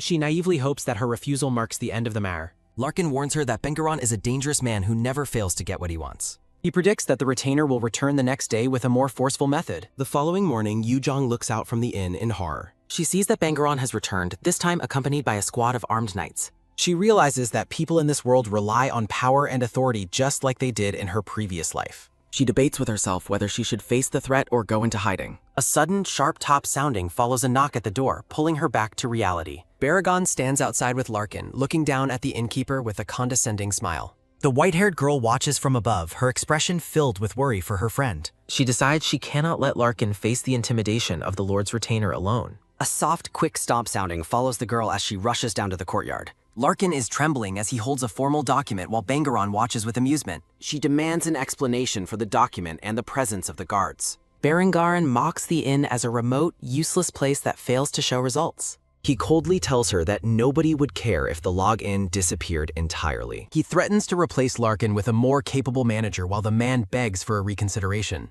The retainer points out that since the Lord granted the inn's license, he can take it away at any time. He presents the legal ultimatum to the chef with a cruel, triumphant grin. Seeing no other choice to save the inn, Yu-jong agrees to work at Mage's Dream. She looks at Larkin and informs Bangaron that she will go only if certain conditions are met. The recruitment notice seeks talented individuals for various positions within the guild. Ken Yu-jong presents a document to the retainer and requests that the inn's license revocation be withdrawn. Bangaron notes her illiteracy and insists she remain hidden in the kitchen, leading her to realize she is to be a secret cook. Larkin reaches out to the white-haired girl with a look of deep concern as she prepares to leave. She looks back at the innkeeper with a gentle smile and reassures him that everything will be okay. A massive, ancient tree stands as a silent sentinel in the middle of the paved courtyard. A carriage travels through the city streets as Yu-jong begins her journey to her new workplace. Inside the carriage, Baragon begins to list the rules of the estate while the girl remains lost in her own thoughts. He asks if she is paying attention, but she is too preoccupied with her frustration over his forceful methods. Yu-jong gasps as she catches her first glimpse of a magnificent, glowing manor reflecting in her eyes. Berengar notes the beauty of the shimmering structure as they pull up to the entrance. The entire estate is bathed in a brilliant magical light that illuminates every balcony and window. A sudden, sharp tsk sounding follows the girl as she rolls her eyes at Bangaron's arrogant boasting about his magic stove. A sudden, rhythmic rumble sounding follows the carriage as it finally comes to a complete stop. She finds the structure even more impressive upon closer inspection, marveling at its grand scale. She realizes the claims of magical protection surrounding the inn were far from empty talk as it glows softly. Yu-jong is left breathless by the sheer elegance and power radiating from the building. The estate looks truly dreamlike, appearing as if it were pulled straight from the pages of a fantasy novel. Bangaron leads her toward the doors while she follows hesitantly, still processing the transition. She steps onto the lush carpet of the golden, glowing hallway, feeling the weight of the luxury. A sudden, quiet pat sounding follows the girl as the brilliant magical light in the hall instantly extinguishes. Darkness consumes the once vibrant corridor, leaving the atmosphere heavy and cold. Both of them are left stunned and confused by the sudden loss of light in the grand hall. The exterior shimmer vanishes, leaving the once warm manor looking dull and gray in the morning air. Every trace of the inn's magical warmth disappears in the blink of an eye. Yu-jong stands frozen in the shadows, her face filled with surprise at the sudden change. Berengarin barks orders at a nearby guard to investigate the cause of the magical failure immediately. He admits that such an outage has never happened before, looking increasingly panicked. Yu-jong begins to walk away, secretly wondering if her presence is the cause of the anomaly. A sudden, bright pat sounding follows the girl as the magical lights reignite the moment she steps forward. Baragon is left scratching his head in confusion as the light returns as quickly as it left. The white-haired girl observes his bewilderment with a look of mild concern and curiosity. He turns to look at her with a suspicious gaze, sensing that something is not right. Bangaron demands an explanation, accusing her of doing something to interfere with the manor's magic. A man covered in soapsuds storms out and yells at Bangaron about the hot water turning freezing cold. Bangaron is struck by a sudden realization as he looks at the girl, his expression turning pale. Yu-jong stands defiantly with her arms crossed and asks where she should go to start her work. The dark-haired retainer grits his teeth in silent frustration, unable to find a clear answer. He informs her that she is free to return home for the day, much to her surprise. Bangaron is swamped by the Lord's angry complaints as he shouts that he will come for her again. Frantic shouts for Bangaron echo through the manor as the chaos of the magical failure continues. Yu-jong laughs happily as she walks away, joking to herself about how annoyed Larkin will be to see her. She realizes the carriage has left her behind and shouts for a ride back to the city. She reflects on the mystery of the vanishing magic, certain that it only happened when she got close. She wonders if her status as an outsider is the cause, but knows she needs a mage to confirm her theory. She considers seeking answers from a local mage, despite having heard that they are a selfish and difficult group. Her mind turns to Nemo, a name she had slowly been forgetting amidst her busy life at the inn. She admits that finding one specific person in such a vast world is a nearly impossible task. A sudden, loud quack sounding follows a man as he charges toward her on the back of a giant duck. The rider yells for her to move out of the way as the massive bird surprises the white-haired girl.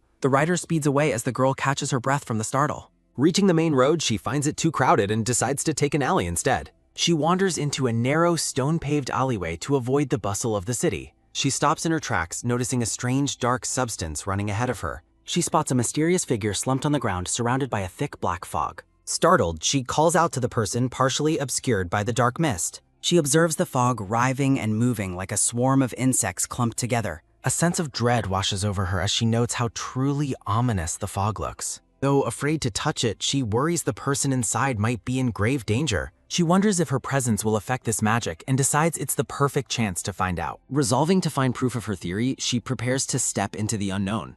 The white-haired girl hesitantly approaches the figure enveloped in the dark, swirling energy. Stealing her nerves, she yells as she charges blindly into the heart of the black mist. The scene shifts to a recruitment notice seeking talented individuals for various positions within the guild. As she breaks through, the fog vanishes to reveal a gray-haired man collapsed against the wall. She stands over the stranger, looking down at his motionless form with wide, shocked eyes. The man remains unconscious, a detailed silver brooch pinned to his travel-worn cloak. She gasps in surprise, confirming that there really was a living person inside the bizarre fog.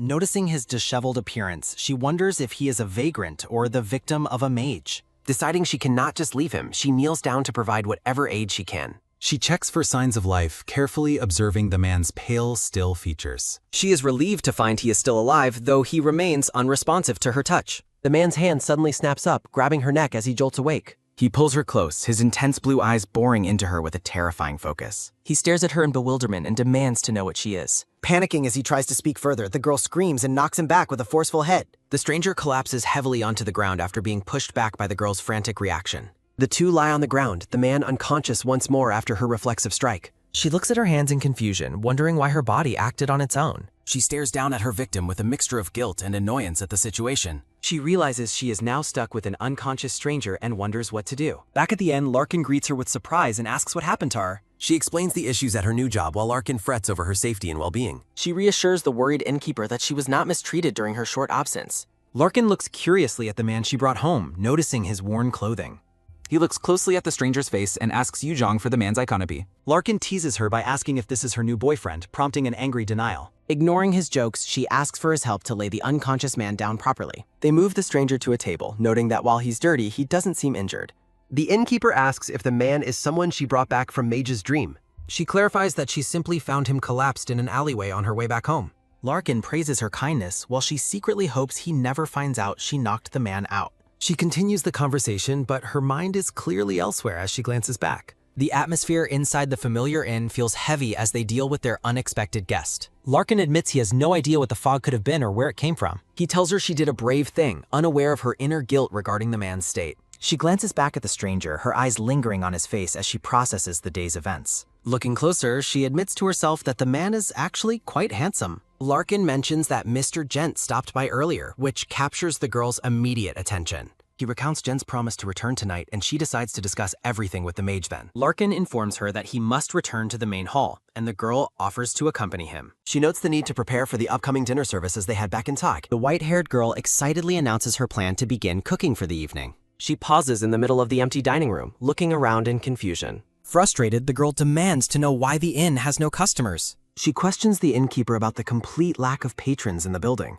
Larkin explains that rumors of her departure for another workplace have driven everyone away. A sudden low rumble sounding follows the girl as her hunger distracts her from the depressing news. The innkeeper hears her stomach growl and asks if she has skipped her meal dinner. Larkin looks at her with a gentle, understanding expression. She reflects on how he prioritized her well-being even when the inn's future was at risk. She recalls his genuine love for food and his selflessness during their difficult transition. Moved by his kindness, the white-haired girl feels a surge of determination. She enters the storage cellar, noting the absence of dairy products like butter and cheese in this world. She holds up a block of cheese she secretly prepared and aged in the cool cellar.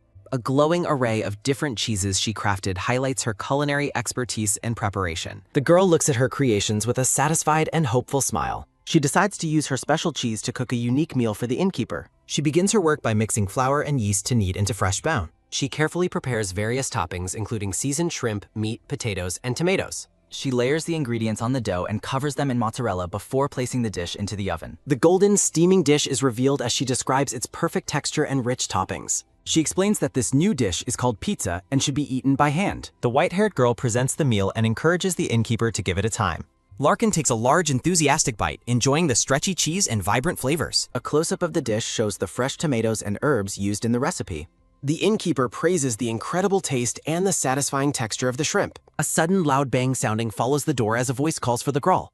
A man wearing a monocle and a brown coat enters the room looking disheveled. Yu Zhang recognizes the newcomer as Mr. Gent and looks at him in surprise. He notices her and asks if she has just returned from her ordeal at the Grand Manor. She asks if something has gone wrong, noting the sweat on his brow. Mr. Gent promises to explain later and tries to catch his breath. Outside, a sudden rhythmic clatter sounding follows a carriage as it pulls up to the inn. Bangaran enters the inn with a confident smile and asks for the white-haired girl. He is suddenly struck by a look of shock as he realizes someone else is already there. Mr. Gent identifies himself as a merchant, explaining why he is familiar with the establishment. The two men greet each other formally, much to the girl's quiet amazement. Gent confronts the retainer about his unethical business practices and forceful recruitment of the chef. Yu Zhang loudly confirms that she was kidnapped while the innkeeper nods in agreement. A sudden, heavy thud sounding follows the man's step as the merchant looms over him. Gent warns that such behavior will cause the Merchant Guild to lose trust in the region's leadership. The dark-haired retainer stammers out a nervous denial, visibly shaken by the threat. The merchant dismisses him by assuming he only came for a meal, and the retainer quickly agrees. A sudden, quick zoom sounding follows the man as he makes a hasty excuse and flees. The girl expresses her deep gratitude to Mr. Gent for saving them from further trouble. He modestly explains that he was simply fulfilling a duty to look after her. She watches him with a warm smile, appreciating his quiet and reliable support. She invites him to stay for dinner, though he notes it is still quite early. His attention is caught by the enticing and unfamiliar aroma of the freshly baked pizza. She pushes the merchant toward a chair and promises to serve him more dishes. She decides to prepare something extra special for him as a token of gratitude. A sudden, quick beep sounding follows her rejection of complex dishes due to limited time and supplies. She considers making a new variety of soup as potato and seafood are already on the menu. The white-haired girl begins dicing potatoes and onions to prepare her new culinary creation. The rich and flavorful potage soup is finally completed. A steaming bowl of soup is presented, topped with golden croutons and corn. Gent is impressed by the generous meal while the innkeeper looks on with a smile. She observes the merchant and reflects on his panicked arrival earlier that day. She recalls his frantic expression during their first meeting of the day. She remembers the distress on the innkeeper's face when he sought help.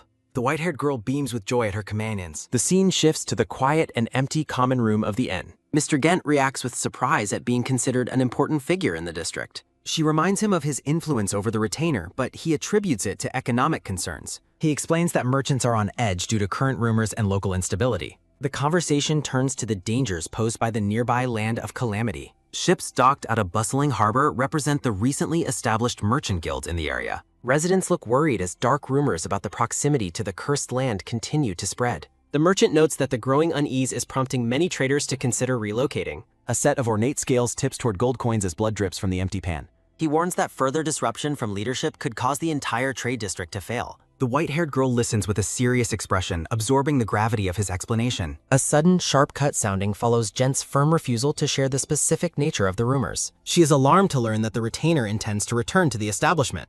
Gent reassures her that the man is likely returning solely for her renowned cooking. She reviews her new employment contract, stunned by the massive salary and flexible conditions. Her eyes widen as she discovers a particularly beneficial clause within the document. She is overjoyed to realize she can finally afford to use high-quality, expensive ingredients. Imagining a future filled with elaborate desserts, she celebrates her new opportunities. She happily clutches the paper while the merchant watches her reaction with amusement. She invites Gent to join them for breakfast as she returns to her kitchen duties. The scene shifts to a quiet bedroom where the gray-haired stranger lies unconscious. The man slowly awakens, his intense blue eyes blinking open in the dimly lit room. She apologizes for the simple meal, explaining that she hasn't restocked her supplies yet.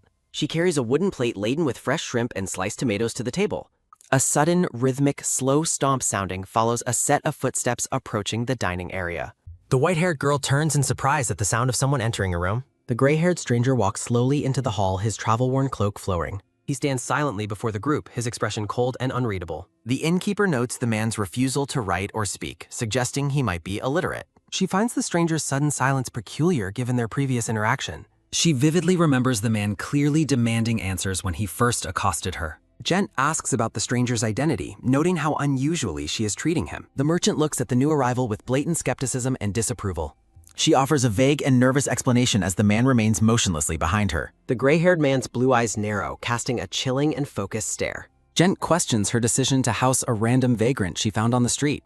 She inquires about the nature of the strange black mist she saw around the man. Gent warns that such a dark and ominous energy is likely the result of a curse. Gent remarks that neither the girl nor the innkeeper have the heart to evict anyone. The black-haired merchant gazes at the stranger with lingering and blatant suspicion. Yu Jung notices the stranger's anxious gaze and questions Gent's unnecessarily intense glare. Gent concludes that the man likely isn't a criminal since his face isn't on any wanted posters. He questions the wisdom of housing someone potentially cursed, but she refuses to abandon him. The gray-haired stranger suddenly reaches out and takes the girl's hand in his. A close-up shows the man's gloved hand firmly but gently grasping her wrist. The stranger begins to curiously examine her fingers, leaving her confused and flustered. The white-haired girl is taken aback by the man's unexpected and forward behavior. The stranger gazes at her intently and asks if she truly has no memory of him. He offers a soft, blushing smile as blue roses bloom in the background. She explains the situation to Larkin, who agrees the man might have lost his memory. Gent's face darkens as he watches the interaction with clear annoyance and jealousy. The merchant turns on his heel and begins to walk away in frustration. Gent decides to personally investigate the mysterious man's identity to ensure their safety. He warns her to watch him closely and even suggests restraining him if necessary. The girl apologizes for the trouble, but she and the innkeeper decide to care for the man. Larkin reassures her, noting they needed more help for their new contract with the mage anyway. The innkeeper suggests that the amnesiac stranger could handle simple errands in the kitchen. She asks the man if he is willing to help with the work in exchange for their hospitality. The gray-haired stranger stands close to her, his presence bathed in a warm and glowing light. The scene shifts to a quiet stone window overlooking the starry night sky. The traveler lies asleep in a simple bed within the dim, stone-walled room. The white-haired girl wakes up and groggily rubs her eyes in the haunting light. She suddenly freezes as she notices something unexpected in her bag. She realizes the gray-haired man has snuck into her bed to sleep again. She tries to wake him, though she secretly finds his body heat comforting on cold dawns. She reflects on how he ended up sharing her room to avoid the rat-infested storage cellar. She watches him sleep and admits to herself that his handsome face is quite distracting. The contract with the Mage's Dream Inn is finalized as a carriage arrives at Tag. Their primary task involves delivering a massive pot of soup 3 times every day. Standing behind a giant iron pot, the girl notes that their daily workload has tripled. She enthusiastically encourages her new assistant to prepare for another long, busy day. The gray-haired man, now officially part of the staff, nods in silent agreement. Larkin gives the man the name Id, taken from his own younger brother's name. The girl is impressed by how incredibly skilled Id is when using kitchen knives. She recalls a guest's comment that Id handles a knife like a trained swordsman. Despite his skills, she finds it strange that his physical stamina is surprisingly weak. A long queue of hungry patrons forms outside the entrance of the busy inn. Gent returns to the establishment and notes that she is still keeping the stranger around. Lysa teases Gent about being jealous while the girl welcomes them back to the inn. The girl defends the new hire, insisting that Ide has been an immense help lately. Jen points out that the man follows her around like a loyal, trailing puppy. The white-haired girl turns in surprise to find Ide standing right behind her. Ide gazes down at her with a calm, devoted, and unwavering stare. The man offers a radiant, sparkling smile that fills the room with warmth. The white-haired girl blushes intensely, captivated by her handsome new assistant's tar.